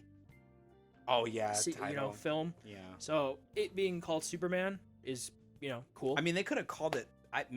You know what would have been cool if they called it what? Smallville. That would have been stupid. No, or Kent. That is also stupid. This is why you don't work in Hollywood. Damn you. There is a show called. Why would it be called Smallville if it takes place in Metropolis? I don't know. Or like Smallville was called Smallville because it took place in Smallville, and then the later seasons should have been called Metropolis because it took place in Metropolis. Yeah. But or Kent. You can't pull. The only character you can pull that shit with is Logan. with Wolverine. Yeah, Logan. Because, yeah, because people just know Logan. But yeah, But no, continue. Sorry. Superman is it's clean, it's to the point. Yeah, the original is called Superman, but it's also being called Superman the movie. But this will just be Superman. So Superman. yeah, I'm Superman very 20 something. I think we could see a trailer because it's supposed to come out next summer. I could see us getting a trailer for this by the end of the year. Yeah, like probably in Christmas. Yeah, Christmas time. Christmas teaser time. trailer. Yeah. Trailer, yeah. But he wrote on Instagram, I'll say this at least, that overjoyed to be announcing the start of principal photography on Superman today, February 29th, which just happens to be coincidentally and unplanned Superman's birthday. When I finished the first draft of the script, I called the film Superman Legacy. By the time I locked the final draft, it was clear the title was Superman. Making our way to you, July 2025. Yeah. Nice. So I'm looking forward to that. And then in tangent, yeah, with that, we have our Perry White with Wendell Pierce, who's a good actor. Woo! Do you know him? Not the actor, but I know the character Perry White. Perry White. I don't know why, like I love side characters in all of like DC. Like my favorite one from Batman is Alfred. Always Alfred. I think everyone loves Alfred, but Perry White I loved from Superman, like his editor-in-chief person at work. I loved him. He's great. Yeah, Wendell, he was known for he was in The Wire, Bunk in The Wire. Oh, okay, yeah. The Wire is amazing. But I think he's a good pick for Perry White. Mm-hmm. I really like Lawrence Fishburne's Perry White in Man of Steel. He was really good. But I think it's a good pick. Another casting news. I think we just don't have Ma and Pa. We have Perry White. Yeah, we don't have Ma and Pa. Ma and Pa. I'm curious to see. I forgot Maria and what's his father's name? First name? It's Kent something. Jonathan Kent. Ma and Pa Kent. No, isn't it Maria and Jonathan Kent? No, it's not Maria. It's Jonathan and oh my God! Wow, I should know this. It's Jonathan Kent and Martha. Martha Kent. Why did I think? Yeah, no, right? Because they made a joke about it in Batman v Superman because both of their parents. I mean, that was just both coincidence. Both of their moms are named Martha. Yeah, Martha Wayne, Martha Kent. Yeah. Watch them been like. I bet you he would have spinned it as both the. Well, not obviously they wouldn't be blood relatives, but I bet you they would spin it like if they let Zack Snyder continue, they would have spinned like, oh, Martha Kent is like a descendant of Martha Wayne, or they're like twin sisters or whatever. How would they be a descendant if they lived at the same time? No, that's what I was saying. Like, imagine if fucking Zack. I feel like he would come up with random bullshit like that. Yeah. No offense to Zack. Yeah. No, Zack I think you're right about that. I think he would have come up with some random bullshit. Yeah, but I mean, yeah. Okay, cool. We got more cast reveals, but we still have to wait for Mom. Paul Kent. I'm curious to see who he does for them. Yep. And then more casting news is we got a bunch of people for season 2 of The Last of Us. All of spoilers, I guess, kind of. Abby's crew. They got Abby, right? It's what's her name? I can picture her, but they did get Abby. She's a good actress. I'll have to look that up. But it's added 4 new cast members. You have Danny Ramirez, Ariella Barar, Tati Gabrielle, and Spencer Lord. They all play Mel, Nora, Owen, and one other person from. If you played The Last of Us Part 2, it's Abby's crew essentially. The people the people that Ellie is hunting throughout the game that Abby's friends with. Yeah, it's those people with the wolves. WLF. So it's just getting more news about what I forgot to add this on my PWRs, but I actually started a new game plus of Last of Us Part 2. Oh, really? Unintentionally, just randomly yesterday. The PS5 version? No, I want to get it, but at the same time, it's like the game looks kind of the same. But I don't know. I'll probably get it. But anyways, sorry. I think it's the loading screens. The loading screens are way faster. I think I've seen like comparisons. I'm almost tempted to, but I feel like if I wait long enough, it'll come to PlayStation Plus, so I can wait until then. Or it'll just be like 5% off. 5% off. Yeah. Like in the sense of like, because it's like $10 if you already own it. It's a 10. Yeah, it's $10 if you already own it, and you get all the roguelike stuff and the lost levels, and the commentary, costumes you can wear during the campaign, and. Yeah, so you get that stuff at least. You're not just paying for a quote-unquote remaster, even though it should have been called a director's cut, but I digress. Yeah, but continue, Yeah, that's cool. All of them, cool. I think I know one of them from Top Gun Maverick. He was one of the other pilots, but oh yeah. I recognize him. Yep. And then more like smaller new stuff, but I thought it was funny because I'm very curious. I want to watch it just for this now. I think it's next weekend. Is the Oscars? Yeah. Oh. And the Ryan Gosling is gonna perform "I'm Just Ken" at the Oscars. I'm just Ken. I can't remember the song. Fuck. Did you see the movie? No, but I remember seeing the song all over my feed and actually listening everywhere. to it. I'm just Ken. Anywhere else I'd be a 10. That's all. I'm not gonna sing the whole thing. And then what's his face? Peter. Fuck, I forgot his name. He's a comedian. He did like a parody version of that song. It's just Peter who? Peter something. Fuck. I can't remember his name. His full name. He dated Kim Kardashian and Ariana Grande. Peter Griffin. No. Pete Davidson. Pete Davidson. Not Peter. Peter. No one calls him Peter Davidson. Pete Davidson. Pete Davidson. Yeah, I think it was on SNL. He did a parody. It's actually pretty good. Yeah. Like, I think, wasn't it just called, like, I'm Just Pete or something? I'm Just Pete, yeah. Yeah. But, yeah, I'm going to watch it just for that. I mean, this is just the Oscars trying to get people to watch because, you know, who gives a fuck about the Oscars now? But I'll watch at least that. Maybe on YouTube. Yeah. Oh, and after Will Smith's thing, I don't think people were going to watch anything else. Keep my Ken's name out of your fucking mouth. Yeah. Oh, and then from Gareth Edwards, Jurassic World 4, more news about that. It's going to start filming July 31st. It's going to come out next year, so we'll see how that turns out. Yeah. Okay, cool. Yeah, just wanted to throw it out there. Nice. Sadly, no comic book news this week, huh? No, at least nothing that I noticed or stood out to me. Yeah, nothing that stood out to me. But I mean, if you want to regurgitate last week, Blood Hunt, go ahead, check that out, I guess, when it comes out. Yeah. Still don't know if that's like main universe. Like I think it is. That's the vibes I got from it. It's just one of like the big. But there's events. blood and shit in it. Yeah, well, there has to be. There are vampires and blades in it. It's a blade-centric event because it's vampires. Yeah. But at least we're going to C2E2 in like a month. Yeah, I'm excited. Wait, when is that actually? Yeah, I need to figure that out so I can schedule it with my work. Friday? No, it's April 27th. That's a Saturday. That's Saturday. The one. Yeah, April 27th. So a little under 2 months. Oh, okay. Yeah, okay. You got time. But yeah, what comes out this week? What came out this week, I should say. Final Fantasy VII Rebirth. Yep, that's out. That's out for PS5. Yeah, a lot of players are playing it and they're like losing their absolute marbles. People are already making like guides on the best weapons, the best mantra builds, all that crap. But you know, that should always happen so fast. Yeah, it's so quick.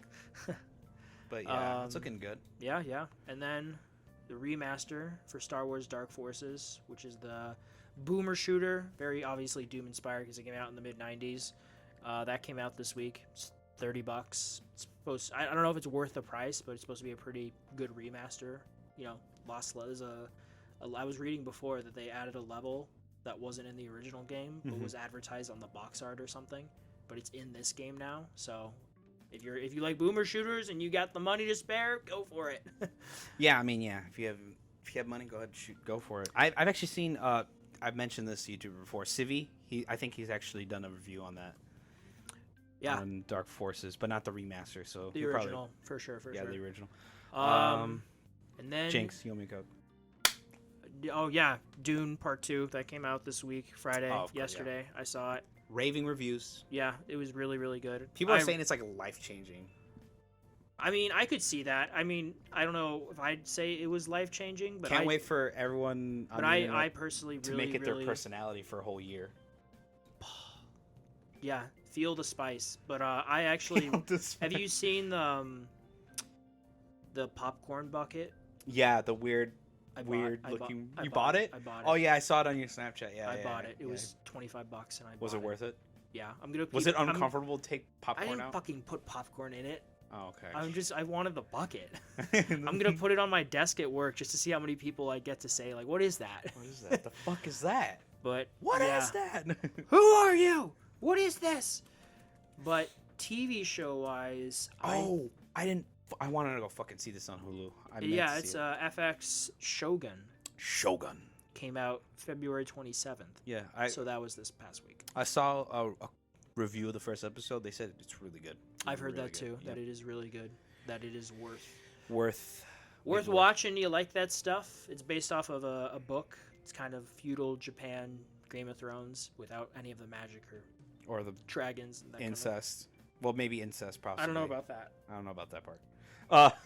But then we also got some trailers a couple days ago for Boy Kills World. That didn't come out this week, though. Well, it didn't come out this week, but it's like we finally got a trailer because we've been hearing news about it for a while now. We knew that Bill Skarsgård was like working out for this movie, and like he was fucking shredded. I mean, did you see his his brother in The Northman?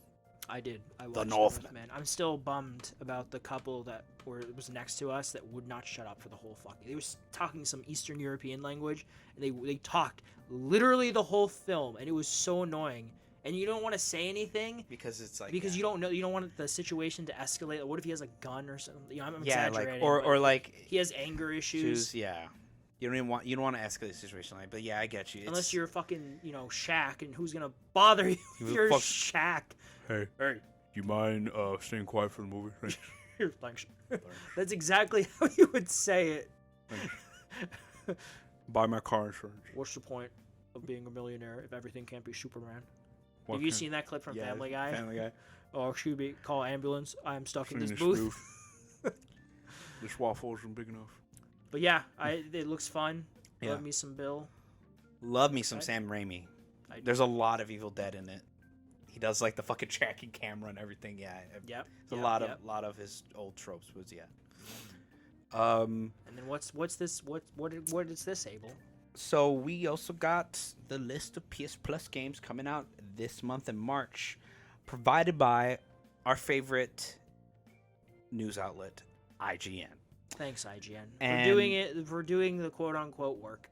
Yeah, for doing all the work we've needed this past. I mean, to be fair to them, this is like their livelihoods. Yeah, so they have the time and they get paid for this. Yeah, they get paid. How do they even make their money back? Probably the ads from their website. Ad revenue, partnerships, brand deals, that sort of thing. Yeah, I'll add this at the end of this post because IGN also puts it, and I found it interesting. But we have Destiny 2: The Witch Queen being available for PS Plus. If anyone doesn't have the Witch Queen DLC, I would say pick it up. It's a pretty good DLC campaign, better than fucking Lightfall, I'll tell you that much. It has a really good raid that goes with it, some cool weapons, and a pretty cool campaign. I think it's like 8 hours if you just go barrel through it, but it's a pretty long campaign if you play on the legendary difficulty. I recommend it if you have time. It's also Destiny's free to play, so you don't have to pay like $60 for it, but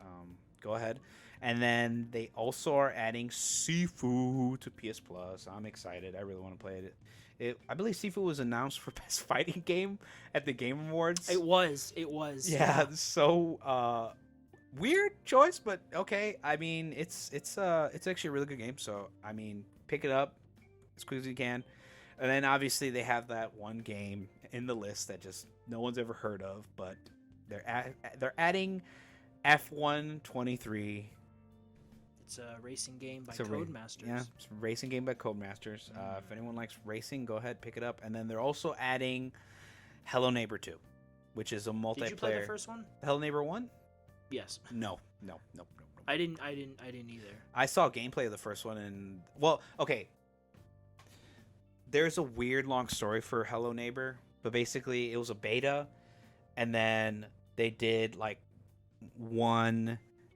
beta 1, and then they finished 1, and then they made 2 out of nowhere.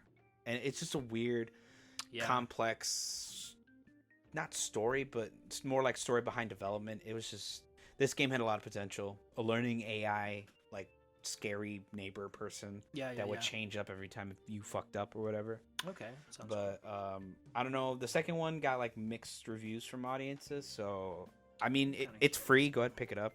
Wouldn't kill you. So maybe it will. Maybe it will. Fuck. You just die as soon as you download it. But it has on OpenCritic. It actually has a 54%.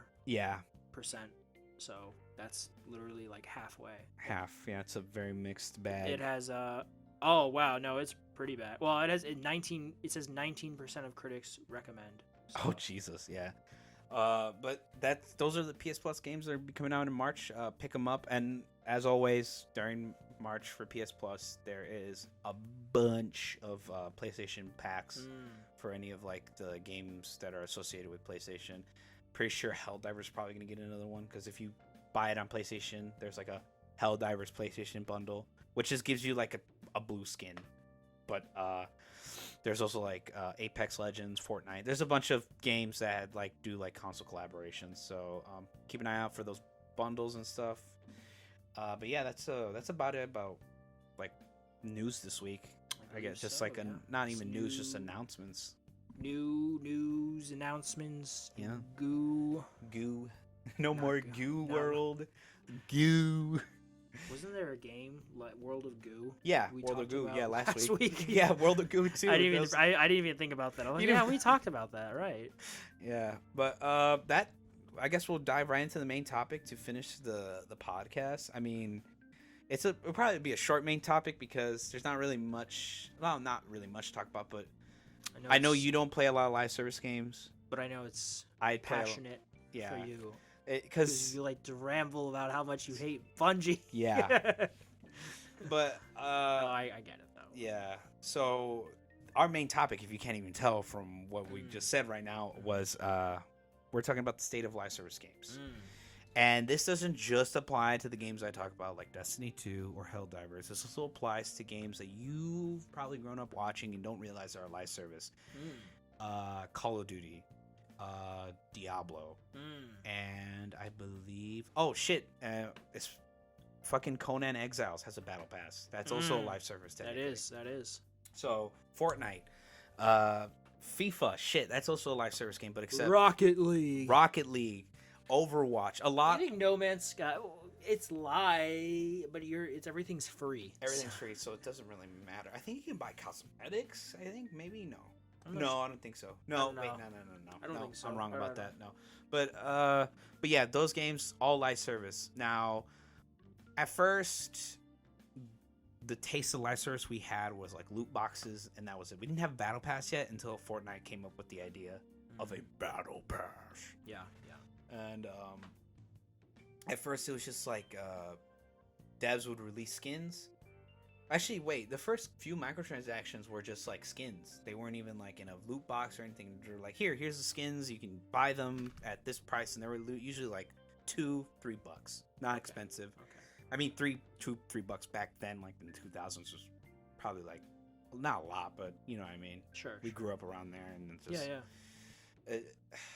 it's just like the juxtapose of how much a skin costs now. Like, I remember there was like a huge hate towards Skyrim for the horse armor. That was Oblivion.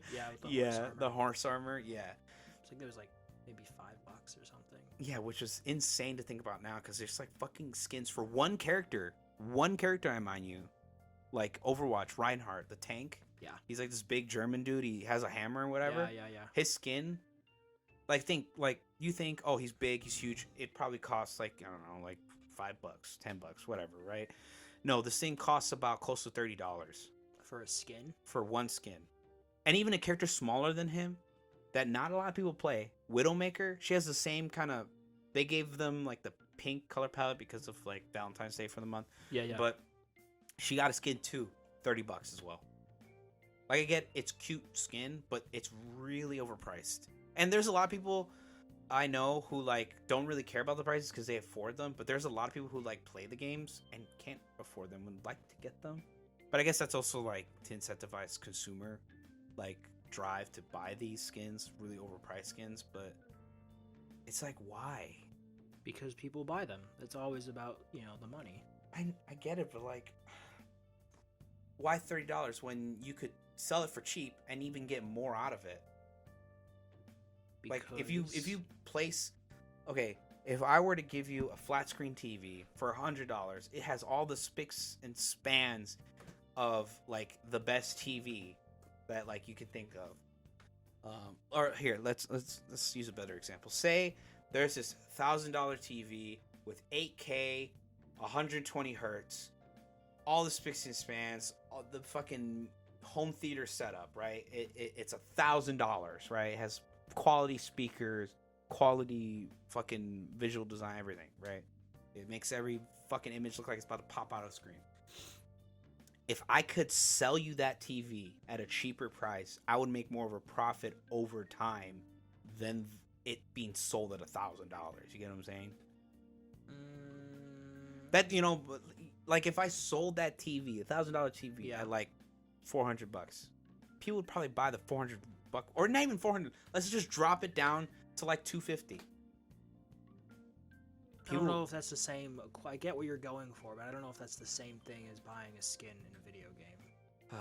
I mean, you're trying to find that much money for something like a cosmetic for a character that maybe you'll play a bunch as, maybe you'll try out. Better example, clothing. Let's use clothing instead of a TV. Okay. So say this shirt I have, Jaws. You can't really see it, folks, but I'm wearing a shirt for Jaws. What's that? What's that? Is that an anything? What? Are you so old? What the fuck is that? Are you an old man? Were you there in 1975 when it came out in theaters? Yes, I was wearing those weird blue and red 3D glasses. Yep. Yes, Jaws 3D. No. It was the 80s, but I get your point. The 80s, yeah. But basically, like, if I were to sell you this shirt, and the company that made this shirt was like, oh, this is $25, you'd be like, the fuck? But if I sold you this same shirt, same design, everything, quality, at a cheaper price of $10, you would get it, right? Maybe. It's the same thing, but at a cheaper price. Now think about that. Like, oh, he got that shirt for $15 and it has the same quality and everything as that shirt. Well, you have to think. You're not thinking about manufacturing costs. Yeah, I get that. How much they jack up the price, and they know someone will buy it. Like, I might say no, but someone else who really, really likes Jaws will say yes. There'll always be someone who says yes. Yes. You know what? That reminds me that kind of going back to the TV metaphor, but there's this streamer I watch. His name's Tim the Tap Man, and he actually bought a $10,000 TV. And was it 8K at least? He's a fucking idiot. Yeah. So, he even says it was the worst decision of his life because obviously they. What do you even do with a 10,000? Like I would. The most I think I'd spend on a TV is $2,000. Is because I think at the time it was able to do like what our smart TVs are doing now, where it's like has all the applications. Okay. Yeah. Now it's just so commonplace. It's so commonplace that like it was like not even worth it. But he brought up a story how he actually met a person who worked there, but he was doing a training about like how to actually sell something like that ridiculous to someone. And I forgot the term they used for kind of like not swindling him into buying it, but like kind of convincing him into buying it. Sure. They used his story as a training point for that person. So funny. He's like, my $10,000 waste was used on a example of how to train someone into selling something of that ridiculous price. It's like trying to sell someone a timeshare. Yeah, dude. But going back to games, it's just like that cosmetic shit. Like, dude, I could buy a cosmetic skin for $30. I can use that money to buy fucking Helldivers or Pal World.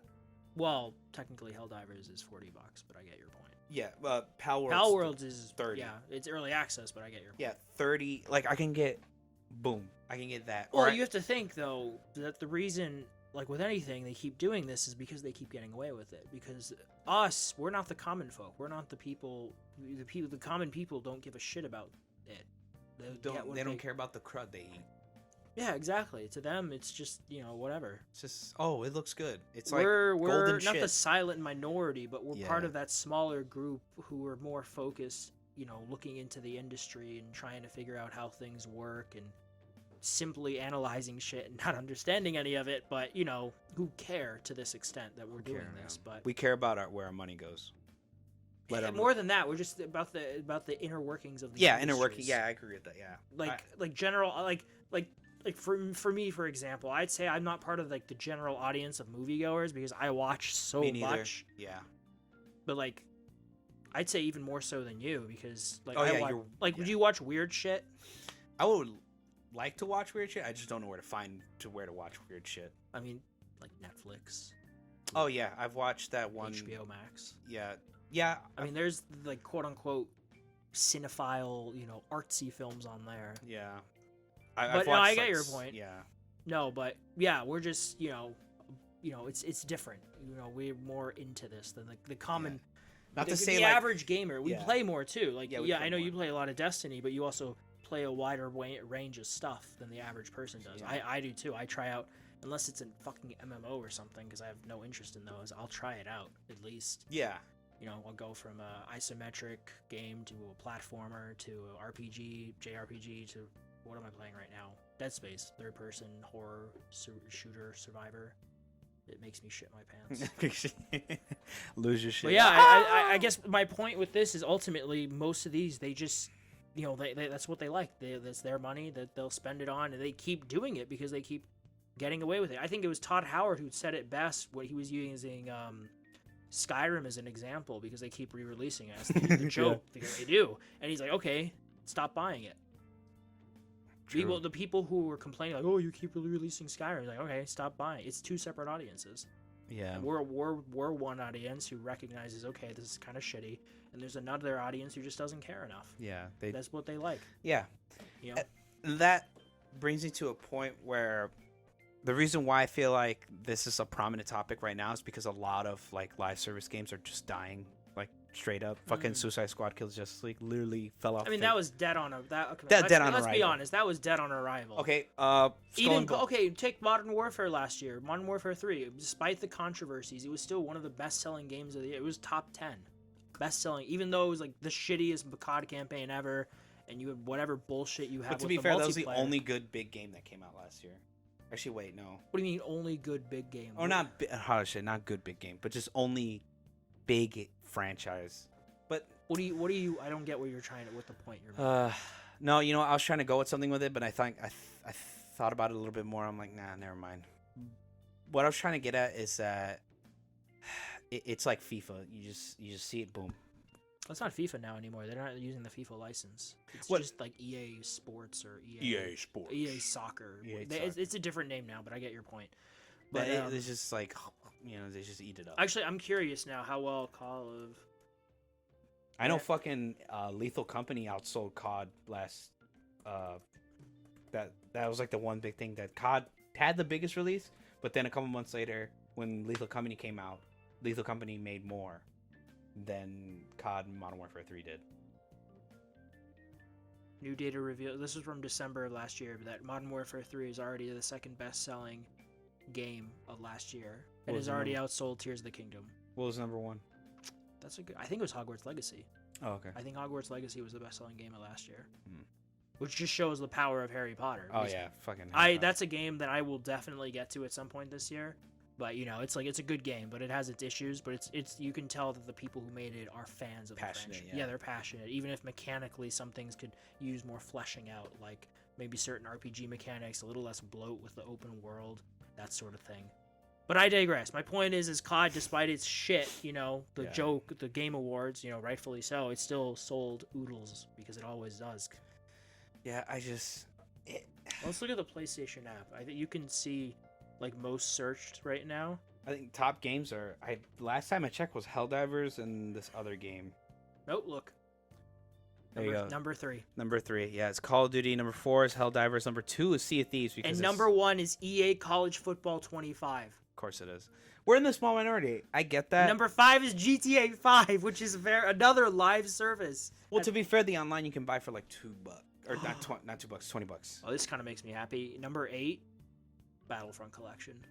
You're goddamn right. Will I? Is there I don't think there's a physical copy of it. No, I don't think you can get it. Will I buy this? Possibly. Probably. I think I'm gonna wait. I just want to see if it runs well. I mean, I know it's an older game, but ports can be fucked up. Yeah, ports can. So I'm gonna. I don't. There's no one. No one. There's no reason for me to pre-order it. There's no rush. No rush. But I will be getting that game. Watch the collection get fucking a battle pass or something, dude. They're just so stupid. That would be funny. That is so hilarious. I think they put all the content in there. Yeah. But yeah, dude, it's just like... Do you remember Evolve? Yeah. from the that didn't Turtle. Is that the Turtle? Turtle, the guys that made Left 4 Dead. Is that Turtle Rock? Yeah, Turtle Rock. Turtle Beach. No, not Turtle Beach. Turtle Rock. Let's look it up. Turtle Rock Studios. We're gamers who make games. Why work with us? Yeah, you're right. It is Turtle Rock.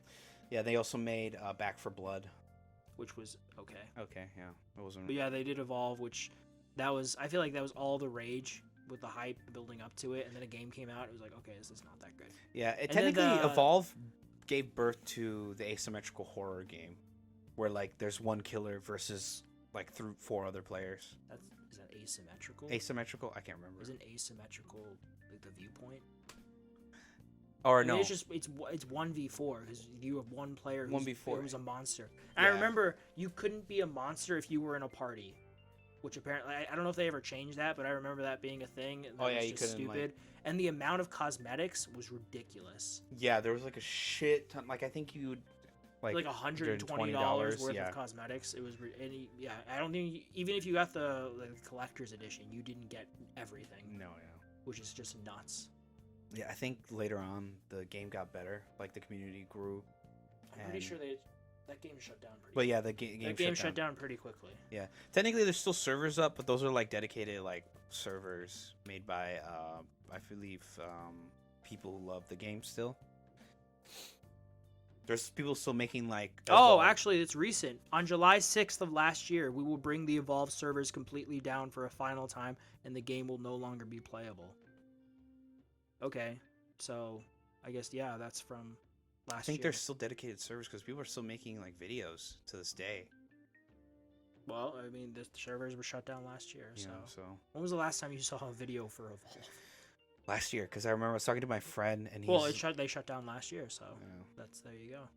Well, yeah, I haven't seen anything in my feed, but I remembered they were still making stuff. Well, no, when in that year did they shut down Evolve? July? No, yeah, I was still seeing like videos after July. Like I think it was in June. I was talking to my friend about it. I was like, "Hey, you played Evolve?" And he's like, "Yeah, blah blah." And we went on a tangent. Obviously, I was like, "Oh, let me see what Evolve's doing right now," and then heard about the server shutdown. But then this from 3 years ago says they did shut them down, but you can still host online lobbies, so you can play quick play and custom matches, but ranked hunt and the scoreboards are turned off. Oh, okay. You cannot purchase any DLC anymore. Oh, it's peer-to-peer now, no servers. Oh, dude, that sucks. Cause there's like that's from like 3 years ago. So well, like the monsters, like now you can't buy any of the new monsters. Yeah, I mean that's another thing with this kind of live service stuff that are dedicated online. I mean, you get to the point, you're just gonna lose all this stuff, Yeah, that's also the problem with live service. Like, when at the end of the day is gonna be like, well, all my money's gone. I can't even like log in or use this. How much money have you spent on Destiny? I don't want to talk about it. $1,000. No. Oh Jesus, no. 500. Maybe. No. Hold on. $1 million. I'm doing the math because I bought the original. Well, actually, no. My dad bought me the first Destiny, and then I bought the DLCs afterwards, which are like $20, $30. I bought all 3 DLCs. I didn't buy Rise of Iron, so subtract that. I bought all the DLCs up from Destiny up to now, except for a couple of them. My God, what was the DLC? Hey! It was the one with the Drifter. I have no idea. I can't remember. I didn't get that I know DLC. Nothing at all about Destiny. Yeah, unless it's made by Bungie.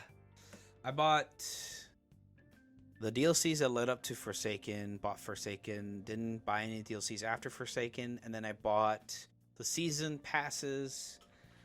So those were like $10 until they changed the price recently to $15.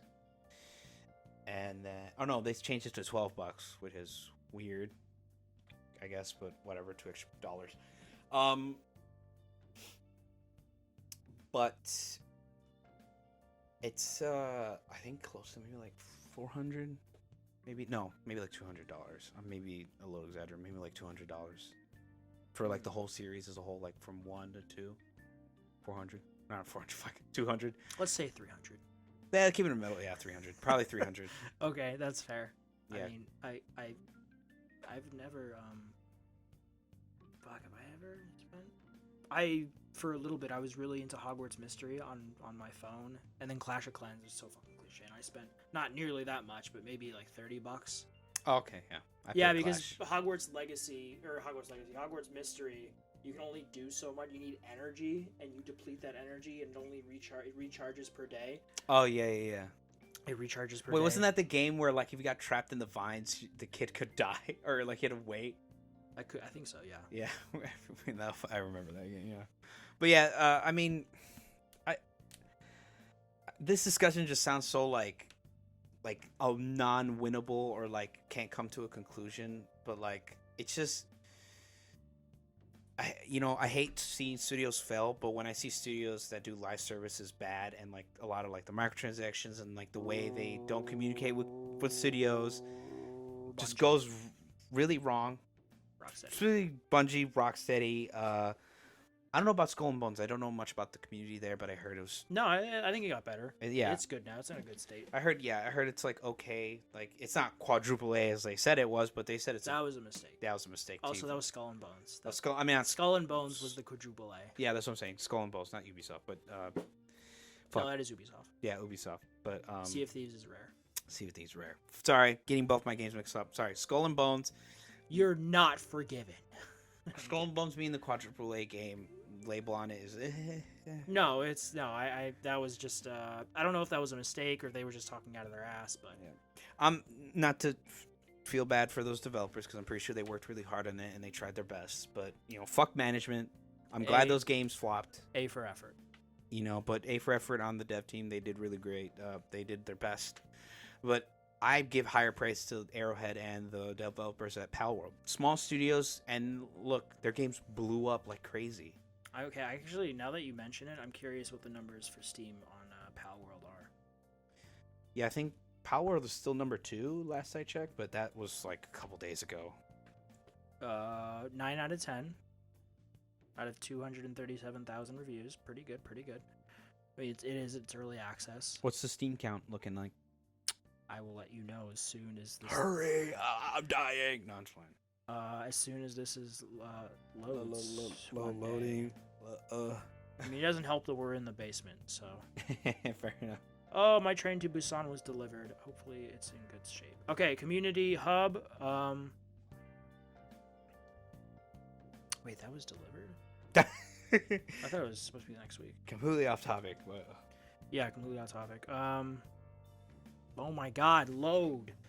This is what happens because I can't connect to your Wi-Fi, Abel. My bad. I don't know why it doesn't accept your little laptop over there. It's the company laptop, but... Oh, that's probably why. Yeah, exactly. Oh my god, load.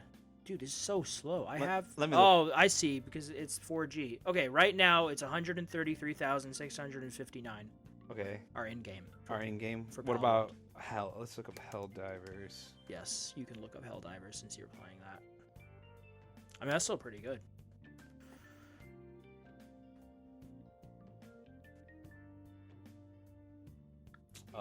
Steam charts, I think. Steam charts. Community Hub.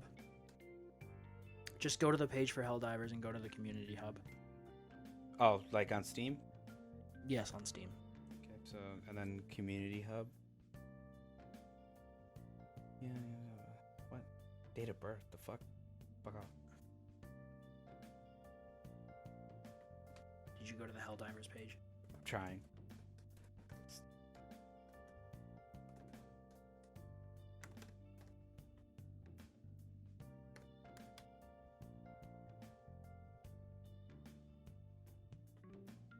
Okay.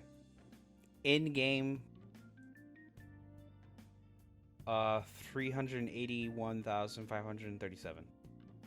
I think. What are you looking at? Mine says 421,000. Oh, wait. My bad. I'm blind. That was an hour ago. I was looking at Steam charts. My bad. But I turned it off. So I went here. Here. Yeah.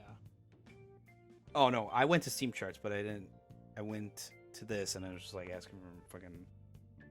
Alright. Okay, ladies and gentlemen, he couldn't look it up properly. I got to it. It's 421,439 in-game on Steam right now for Helldivers.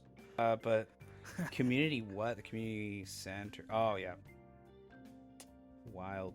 Yeah. So like, it's up there. It's up there on the charts, man. It's good to see those games staying alive.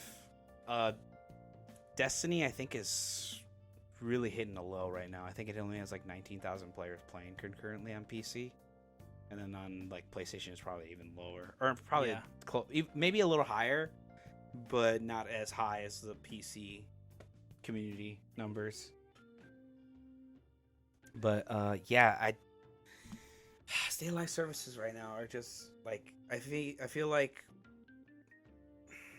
you can't really control the masses and like let them know like, hey, you're eating slop. Come on, wake up. It's like no, but it's like at some point someone has to wake up and go like, wake me up inside. But yeah, no, I got you. I mean, a bubble that pops. There's only so many live service games you can have because people, you know, they invest. They pick one or two that they invest all their time in, and you can. There's only so much time in the day, right? People have jobs. People go to school, life, whatever. Sleep, eat, food. Yeah, so you can only do so much. That's why you have these things like Suicide Squad's failing. It's gonna probably be gone. Not gone, but I don't think they're gonna. Server's gonna shut down soon. I don't think so. Look at the player count. Define soon. Okay, define soon. 3 months from now. No, you bet? I will bet you that. No, I'm not betting money. No. Yeah, because he always loses. No, fuck off. You do, though, every time. Because as soon as I even try to challenge fate. Fate's like, nah, dog. Abe, no, you don't have the money to bet. Fuck. No. I maybe by the end of the year, but not 3 months. I think at the very least they're gonna release the stuff they've been working on, and that's more than 3 months. Yeah. But yeah, it's not gonna be as it's tough. Maybe not as long as Avengers, but that was like 2 years, I think, roughly for Avengers. A year and a half. I think it was 2 years. Was it 2 years? Okay. Man. I don't know. Yeah, because I remember stuff took forever to come out for that game, but it was like decent. Like you had Spider-Man, you had Black Panther. The Maestro stuff came out pretty soon after. I think that was the first DLC drop. Fucking the Spider-Man swinging, yeah, stiff as a board. Yeah, it didn't look good. Did not look good. No. But they'll always be there. But there's only so many you can have. Yep. Well, I guess that's the end of the episode because we're at this point we're just sounding more. Well, I'm sounding more and more depressed because it just feels right. He's gonna cry, ladies and gentlemen. I'm just really passionate, and I just, you know what it is? It's like I don't want to be like the Messiah, but I just want people to wake up and go like, hey, look at what you're paying for, man. Like, please. Like, take a look. Okay, I'm only saying this because you use the term Messiah, but for the 3 people that are going to listen to this, maybe, you should go watch Dune Part 2. 1, because it's good, and 2, because I really want them to do Dune Messiah. And then after that, I'm done. Oh, you're clocked out? Well, no, because the director wants to do Dune Messiah, because it's kind of a necessary epilogue for the Dune story that with Paul, and I really want it to happen, so. Okay. But yeah. Yes. Okay. Indeed. Indeed.com. Yeah. Thank you for listening. Hope to see you guys next week. Leave comments of anything we missed, and tell us if you would like us to talk about certain topics. Indeed. It can be gaming, movies, even comic books, like board games. No. Board games. We're gonna be a new D&D channel. No, I'm just playing. But like anything, like comics, movies. Regurgitating, but pretty much anything under the sun, as long as it's interesting to us. Not boring. Not. I mean, yeah, we like to keep things interesting here, not too boring and robotic. Boom, boom, boom. But thanks for coming by and listening. This will be up Monday or Sunday. Hopefully Sunday, like it usually is, and I don't have technical difficulties because I am the editor, and sometimes this fucking recording session can really just eat shit. But thank you for listening. Hope to see you next week. Any enders, Al? Anything you want to say to the audience? I think you covered everything. Yeah, just record every weekend. We're here every weekend. We're here every weekend. Remember, like and subscribe. Or we'll kill you. Or we'll send. We'll send the Andrew Wilson. We'll send Andrew Wilson to your house, and he'll fire you. Yeah. See you later, mate. He was terrible.